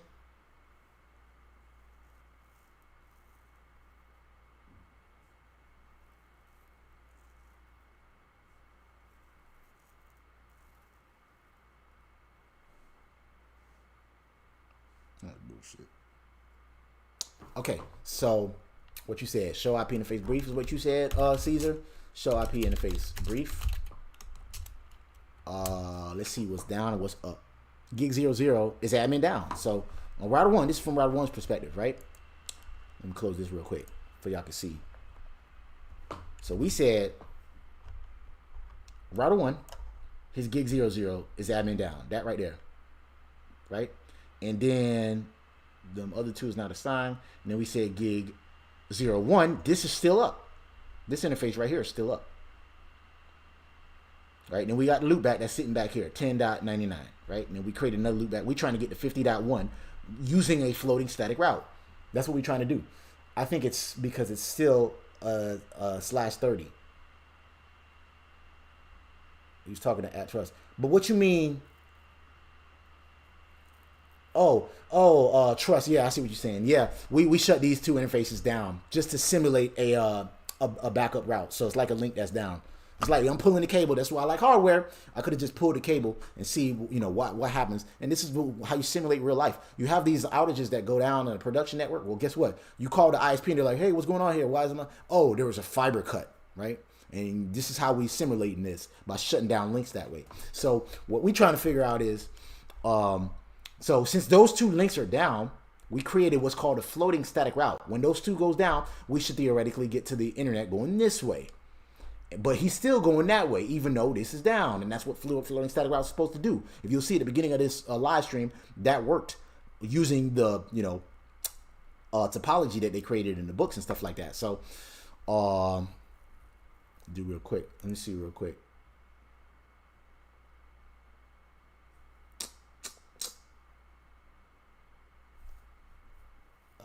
Join late. Yeah, no, it's all good. Trust. If you want, you can join the Discord server, and I'll let you guys know when I'm tuning or streaming, live streaming late and stuff like that. Typically, I don't stream on Sundays. I just ain't got shit to do, and said I'm gonna go ahead and stream today. I wanted to knock this book out. This is typically what we use. This book right here, 101 Labs, Cisco CCNA version 4. This, you can get a copy of this from 101labs.net, or there's a link in the description box below. You can get a copy of the book from there. And it's an affiliate link, so I do get commission if you get the book from there. And also, we knocked out this lab in less than an hour. And, I did a little theory behind, did a little lecture on what floating static routes are and stuff like that. And we was able to knock out the lab. What I'm doing here is, after we finish the lab, we're just doing some experimenting. What happens if this link goes down? What happens if you take this way? What happens if you create another static route? What happens if you get to the internet that way? We're creating all these loopbacks and all these static routes and stuff like that. And we're just experimenting here. So what we did last time, we had two clouds, right, that simulated the internet. To get to the internet, his primary route to get there was this way. Right, and then when this link goes down, he was gonna go this way to get to the internet. So, and that's how you wanted to design your network to work, at least in a production network. If one link goes down, you got another way to still get your internet until your other one gets back up, right? So it's kind of like a flat tire, a spare tire in your trunk, right?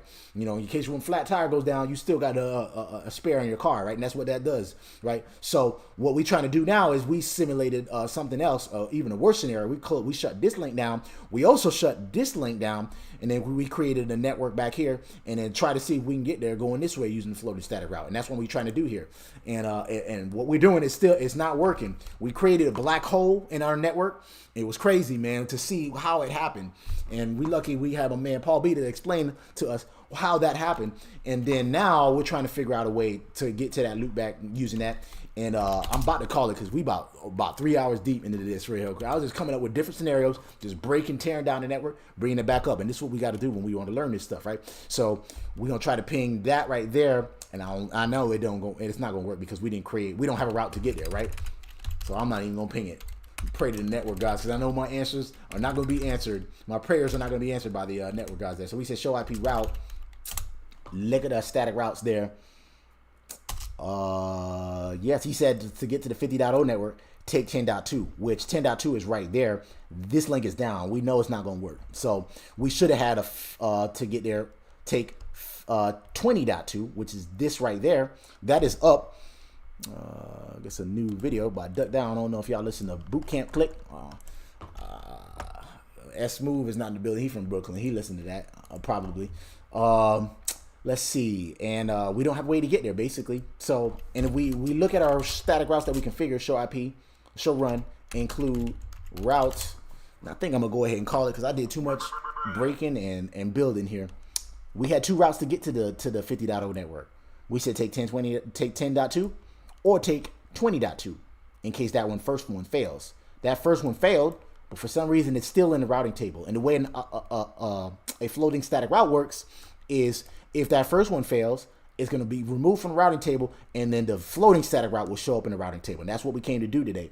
For some reason, it didn't work like this, and I'm not going to make pretend I know why or how, so we might just call it, and maybe I'll experiment this offline on my own and stuff like that. Plus, I'm getting hungry and sleepy, so it is what it is. Yeah, that's pretty much it. Unless anybody else has any theories. More equipment first. Off-topic question. I have a Catalyst 2960. Would it still be worth to configure my home network or get some? Most definitely. It's really good hands-on training. Exactly, Caesar. Can you ping 20.2? Good question, Trust. Good question. I'm pretty sure I can. 192.168, 20.2. Got a reply. Yep. Let's do what's called, what's that called? when you want to ping this one, and then go ping the next one until you find one that fails, right? So let's ping 40.1, right? 182. So now that was a good way. That's a good suggestion there, Trust. So underscore Trust. We ping that worked. Now we're gonna try to ping this, see if that worked, and then we're gonna try to ping that and see if that works. Then we're gonna try to ping the loopback. So 192.168.40.1. You got a route to get there. Do we have a route to 40.2? Right? Route of 4 is 40.2 up still. Show IP interface brief. Exclude undersigned. 40.2 is still up. So theoretically we should be able to reach that, right? No, he probably don't have a route to 40.0 network. Is that right? Is that the reason why? He do have a route to 40.0 network. So he should theoretically be able to ping 40.2. We're right there. So we're able to ping. Obviously, we'll be able to ping the interface on this guy. We're able to ping this. We're able to ping this. We're able to ping this, but we can't ping that. Why is that? I'm glad you made that suggestion, underscore Trust. Just got shits, just for shits and giggles, change the priority of the primary route.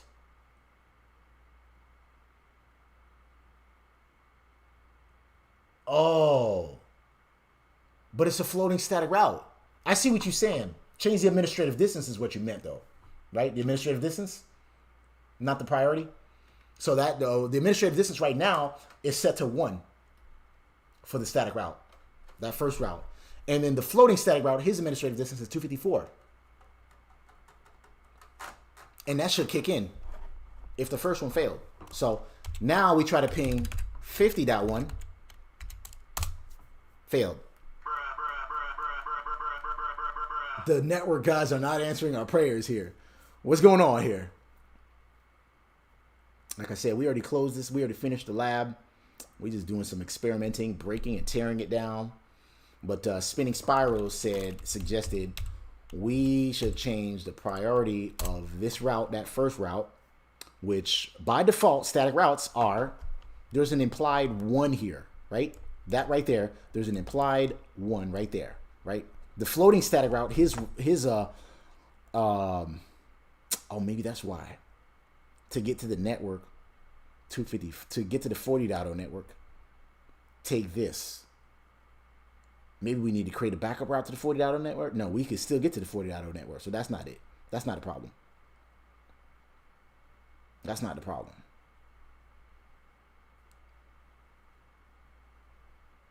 Maybe we could create another floating static route using the exiting interface to the 50.0 network. I think it'll still fail. Let's do that real quick. I'm gonna just create another static route real quick. And again, this is why we want to try to stay away from static routes because it's too much manual labor. 192.168.50.0 network. Subnet mask of this. 55. He should be able to make it there if we do this. Take the exiting interface of gig0/1, right? I think he'll be able to make it there now. But that doesn't answer our question with the floating static routes. 50.1, can he get there? I think the other way coming back, we don't have a way to get there. That's what it is. Router 4, does he have a route to the loopback that's back here? Maybe that's what it is. That's what it is. Let's do this. I'm gonna get rid of that real quick. What was that route? The 50.0 network, like this. I'm gonna get rid of this real quick. Router 4 needs some routes to get back. I think that's what it is. Router 1, what are his, let's take a look at his loopback. What was the loopback we was trying to get to? Show IP, interface, brief. Can you remove the primary static route and put it again? Yep, the AD. Make it lower to be sure the route does actually work. Lower than what? Because the administrative distance for that static route is 1. You want me to set it to be 0? But that's a good suggestion though. Exclude unassign. The loopback he trying to get to is the 10.99 network, right? So router 4, oops, my bad. Didn't mean to do that. He should be able to ping 10.99. Does he have a route to the 10.99 network? He can get to 10.0 via 40.1. That's all good. Y'all run me that like button if y'all like what y'all see so far, man. That really helps with this channel and stuff like that. It gets people to come on this channel and be like, oh man, this dude makes it fun, man. Now I understand. Now I know what happens when you mess with a static route. You create these black holes and shit like that, man. And I'm gonna make sure you subscribe too if y'all not subscribed to this channel. So ping, let's try to ping that loopback that's back here. So from router 4, we're gonna try to ping that loopback that's back here on router 1, which was 10.99. And that's what that route should tell us how to get there. And he said 40.1, which is that right there. He should still theoretically be able to get there. Ping 192.168.10. He said 99. He got a way to get there.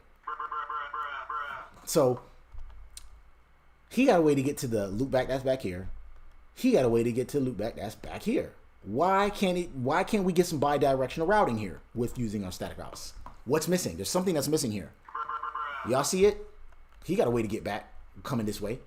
Why he don't got a way to get back coming this way? Maybe we're missing a static route somewhere on router 3. Maybe router 3. Router 3, does router 3 have a route to get to the 10 node network? He does. Doesn't he? Yes, he does. We created that route right there. There it is, 20.1. Right? Let's take a look at router 3's routing table real quick. Show IP route.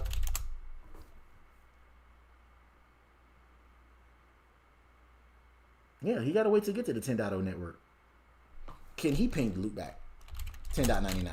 192.168.10.99. Yep, he got a way to get there.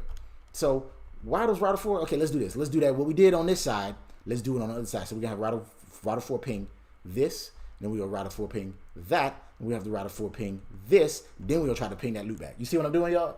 Y'all see what I'm doing? So router 4 need to ping. Go to router 4. We're gonna see if router 4 can ping 192.168.40.1. He able to get there. Can he ping 20.2 now? 20.2. Pray to network gods. We got our prayers answered. Can he ping 20.1 now? He can't ping 20.1. That's the issue. Oh, he did. He did ping it. What am I thinking? Yeah, he's able to ping 20.1. So router 4 can ping.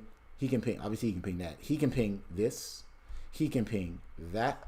He can ping this. But he can also ping the loopback that was back there, which was 10.99. That right there. So he's able to ping everything going that way, but router 1 does not have ways to get to that loopback right there.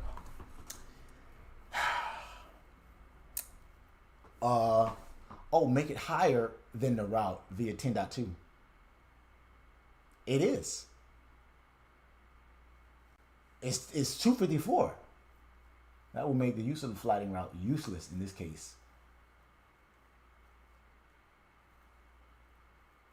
Yeah, it wouldn't be a static route anymore. It wouldn't be a floating static route anymore. It would just be a static route to the 50, and it should work. Let's do it anyway, though. We'll go to router 1.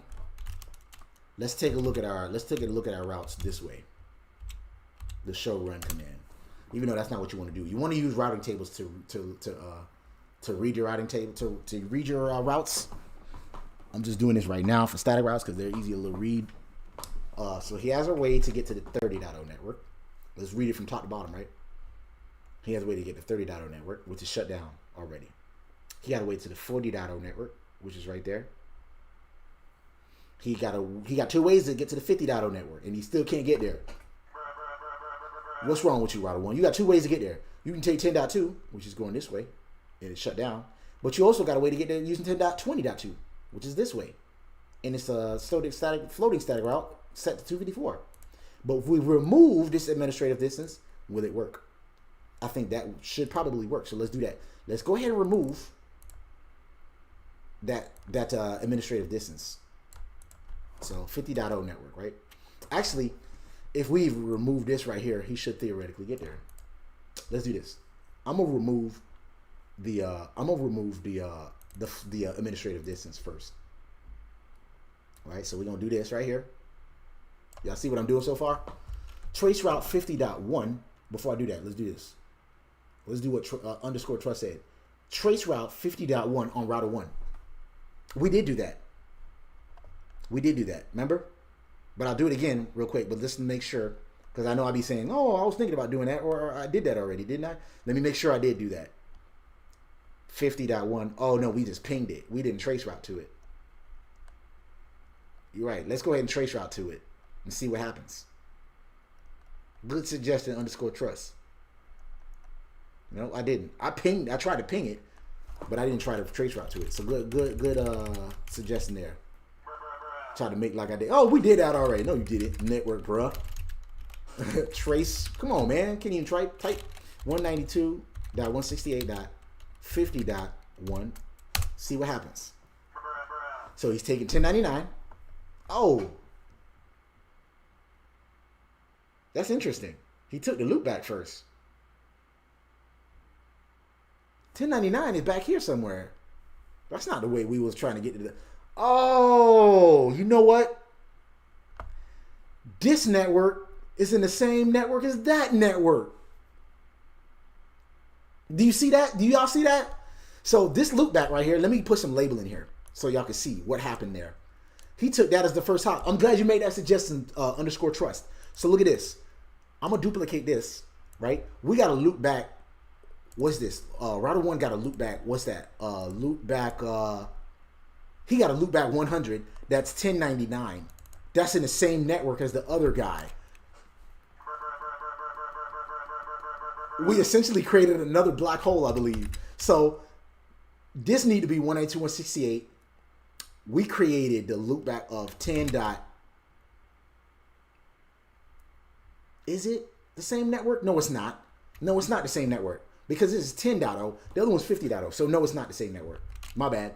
I almost thought we put it in the same network, but he still took that as the first hop. He took that as the first hop, and this is loopback 100, right? Is that what it was? 100 or 101? 100, and it's 10.99.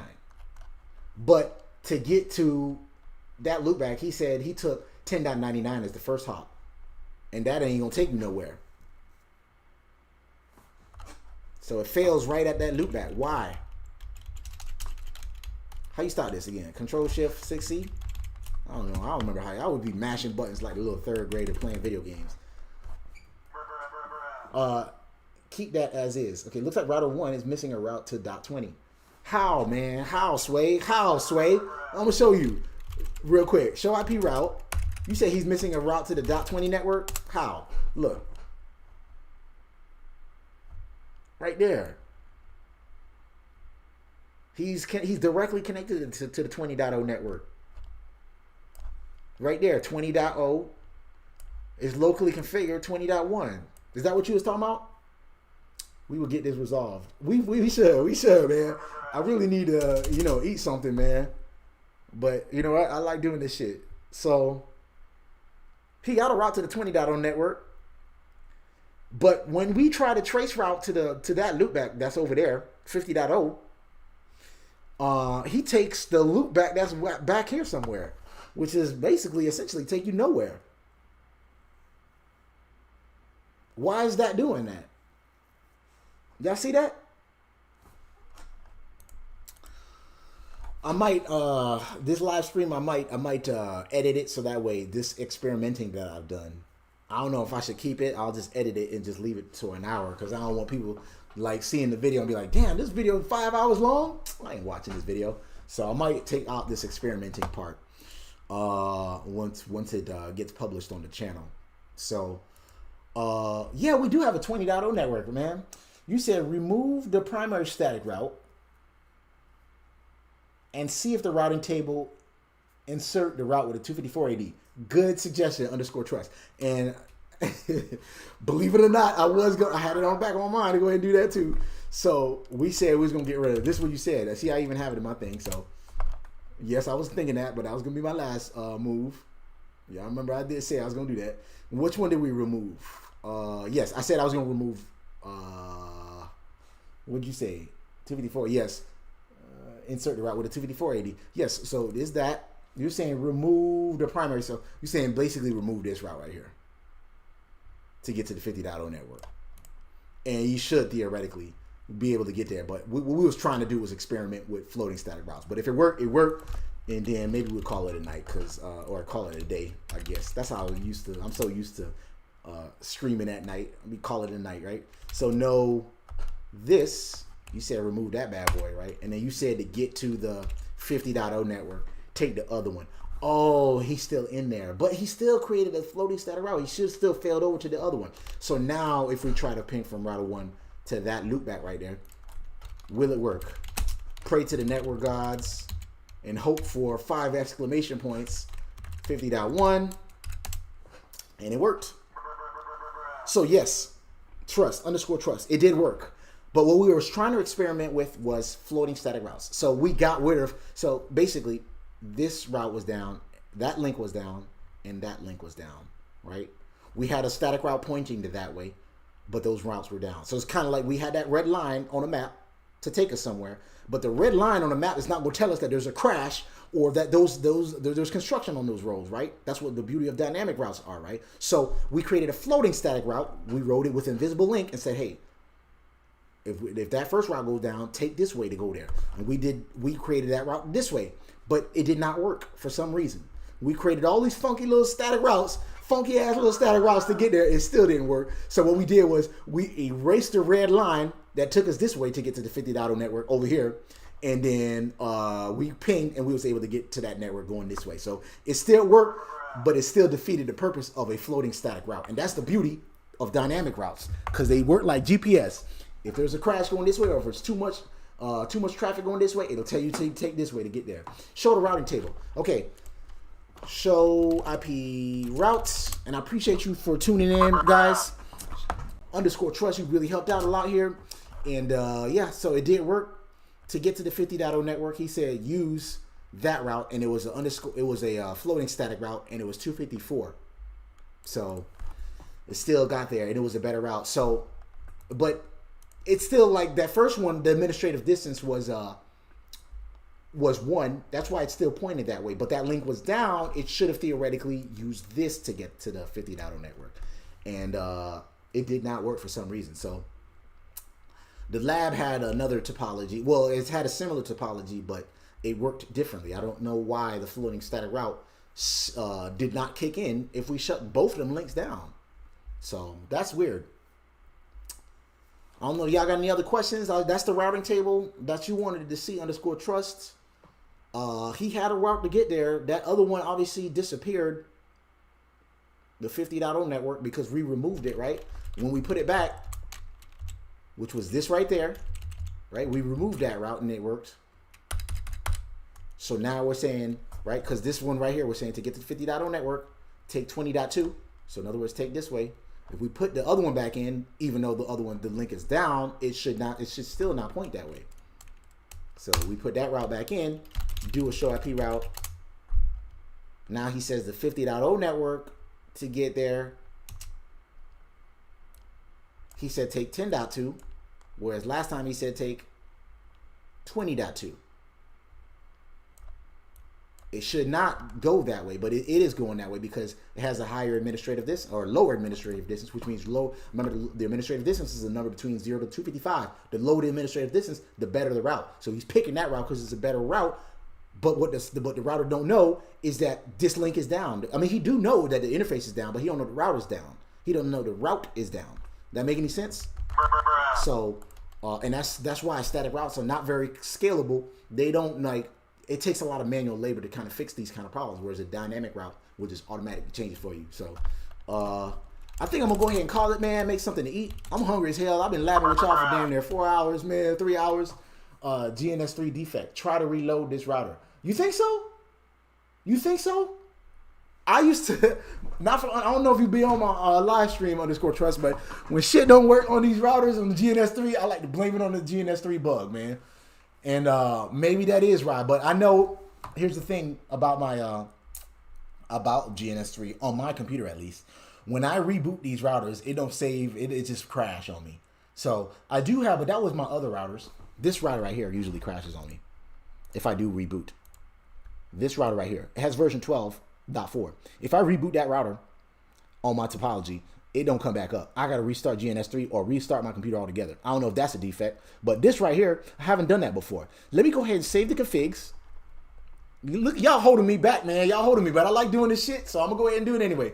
I'm gonna save the configs on all of these routers. Then we're gonna reboot. Actually, we'll just do router 1. And we'll reboot that guy. See if his configs come back up and try it again. If that don't work, then maybe I'll experiment it with my hardware. I'll try that.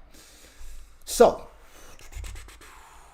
let's do that. Y'all holding me back, man. You holding me back, man. You holding me back. Well, it's all good, though.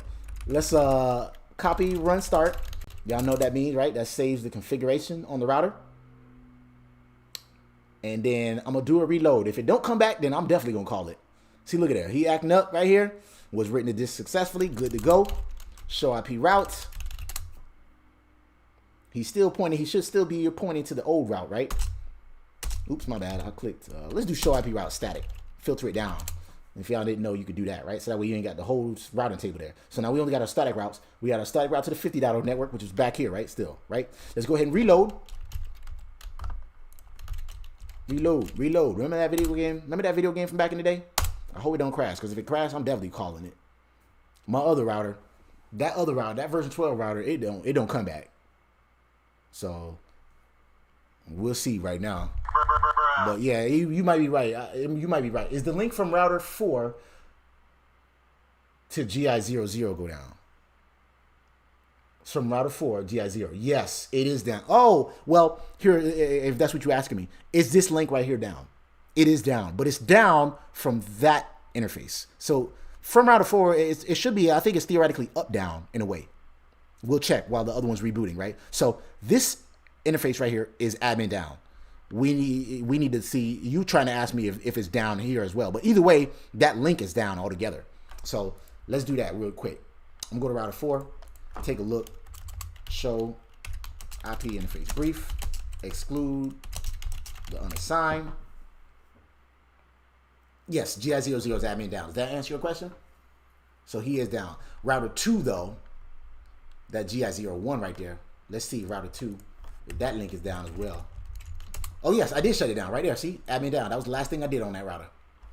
So, yep, show IP route. I mean, not route. I mean, show IP interface brief. My computer sounded like it's about to take off. Brief. Take a look at the routing table there. It's admin down. So yes, GI00 is down. Router 2. So that is down. And then GI01 is still up. So the 30.0 network and the other guys, maybe that's the reason why. 30.1 is up. So from his perspective, that network is still up. And he has a route there. Maybe that's the reason why. Good question, Caesar. But I'm going to shut it down. Let's go ahead and shut it down to make it completely down, that route. Configure terminal. Maybe that's the reason why. GI0/1. We're going to shut that bad boy down. So now, that's a good question though, Caesar. Okay, so router 4 should not affect the use of floating static route on router 1. Yes, correct, exactly. But either way, but we could cause an asymmetric routing. That's why we caused those packets to go in the black hole last time. So maybe if we shut it down altogether, he gonna be like, okay, I definitely can't send packets that way. I need to go this way. Maybe that's what's gonna happen. Who knows? So now we shutting down router 2's gig 01 interface. We're shutting that bad boy right there down, right? So we're gonna go to router 1. This bad boy, he reloaded. Okay, good. I'm glad he reloaded. Let's take a look at his routes. I'm glad that I got this new router, this new image here, and now that I could reboot. I could actually reboot, because my other one, if I reboot, it would not come back up. I would have had to restart GNS3 altogether. That was the other reason why I had a hate-love relationship with GNS3. So we said the static routes here. Let me see here. What was we looking at? Brain freeze there, brain fart there. Or we was trying to see, okay, we still got the route. It's still up. It's still pointing to 10.2. You see that? Unless that's a GNS3 bug, but we're still pointing to this route right here to get to the 50.0 network. And that's what this one right here is explaining to us. Let's take a look at what we had configured though real quick. Show IP, show run, include route and we'll see. Nope, he's still using that. And obviously, if we remove that route, he gonna point to the other way to get there, and it should work. So that didn't work either. Yeah, same crap. Yep, exactly. Trust said, large networks have about 300 routes in the routing table, and managing them can be stressful. I saw a BGP network for 480 routes. That's crazy, man. That's crazy. And it has to be done manually, right? Because I think BGP is technically not a dynamic route. A lot of people say in the community that BGP is not really a routing protocol, believe it or not. It's not a routing protocol. My question is, what is it then? Because that's like that's like fighting words to some network engineers if you say that, man. I don't know why they say BGP is not really a a routing protocol, even though it's routing, right? They call it BGP, right? Border Gateway Protocol. So why is it not a routing table? If you're using routes, it carries routes. It is a protocol. Why is it not a routing protocol? But yes, underscore, we got the same shit. So even if we remove that route, it'll work. But I don't know. Maybe I'll test this on hardware next time. Maybe I'll build this lab on my actual equipment and see if that works. After this, what I'm going to do is I'm gonna fix that router that's in Ramon mode over there. If y'all want, maybe I'll live stream that too. So configure terminal. We said no IP this. I'm definitely going to call it this time. Y'all not going to hold me this time. I'm going to cut this live stream short, man. Let's do a show IP route. We should have a route to the 50.0 network with a AD of 254. And we do. Can we ping the 50.1? Yes, we should. Pray to the network guys and hope for 5 exclamation points. 50.1. And we're good to go. So I'm calling it a night, man. I'm calling it a day. I'm glad y'all streamed with me today. Thanks for watching this. Leave a comment down below for anything else y'all want to see. Hit me with that like button. Share these videos, man. Again, here's the Discord server if you guys want to join. If I make any changes to the schedule, typically I stream Monday through Thursday, 8 p.m. Eastern Standard Time. But if there's any changes or if I have an extra stream or whatever, I'll give you guys updates on the Discord server right there. So make sure y'all join. We 3,600 strong, man. I'm trying to get to about 5,000 subs by I want to say by the end of the year. I want to try to get this to I want to get this to about summertime, man, and see if we can get some more people to join us and stuff like that. We could try this with RIP, EIGRP, or OSPF if we have time. Not today, bruh. Not today. We done streamed for about 3-4 hours just messing with static routes, and that was the point of this lab, anyways. Typically we lab from this book right here, and today's topic was floating static routes, and that's the reason why I want to just mess with static routes. Next time we'll probably do a deep dive. Actually, the next lab is RIP version 2. So it is a routing protocol next, and it's lab number 40. Is it 46? Let's see, real quick. Lab number. Yeah, next lab is lab number. Come on, man. Yeah, lab number 46, page 198, configuring RIP version 2, right? So yes, we're gonna be. The next live stream, which is tomorrow, 8 p.m. Eastern Standard Time, we're going to do RIP. We're going to experiment with that. I don't think we'll do a deep dive because Mondays, I work the next day and I get up early to work out and stuff like that. So I'm not going to do a deep dive like I did. It's just I ain't got shit to do today. So I said we'll do a deep dive with static routes and stuff like that. So maybe take router 3 and router 2 out, connect directly router 1 to router 4. Oh yeah, of course it'll work. Caesar K. It'll definitely work because it's a directly connected route. So you saying get rid of these bad boys right here. And then sit him next to router 2 like that, and then put a connection between the two. Yeah, it'll work for sure because it's directly connected. You have a cable going from one router to another. It'll for sure work. Yes, live stream the Ramon fix. I keep forgetting how to do that. Okay, if you want to, I gotta get something to eat though, man. I gotta get something to eat, and then maybe I'll live stream that, man. If I do live stream, I don't want y'all to like hold and wait while I'm eating and shit like that. I'll probably live stream later tonight while I get Ramon mode going. But yeah, this is a router that I bought on eBay and it booted into Ramon mode. I got to go in there and try to fix that, man. I tried to mess with it a little bit last night, but I was half asleep and then I had some stuff to do. So work on that maybe later tonight or later, maybe later in the day. Who knows? But for now, comment, like, subscribe to the network, and join that Discord server too, you guys.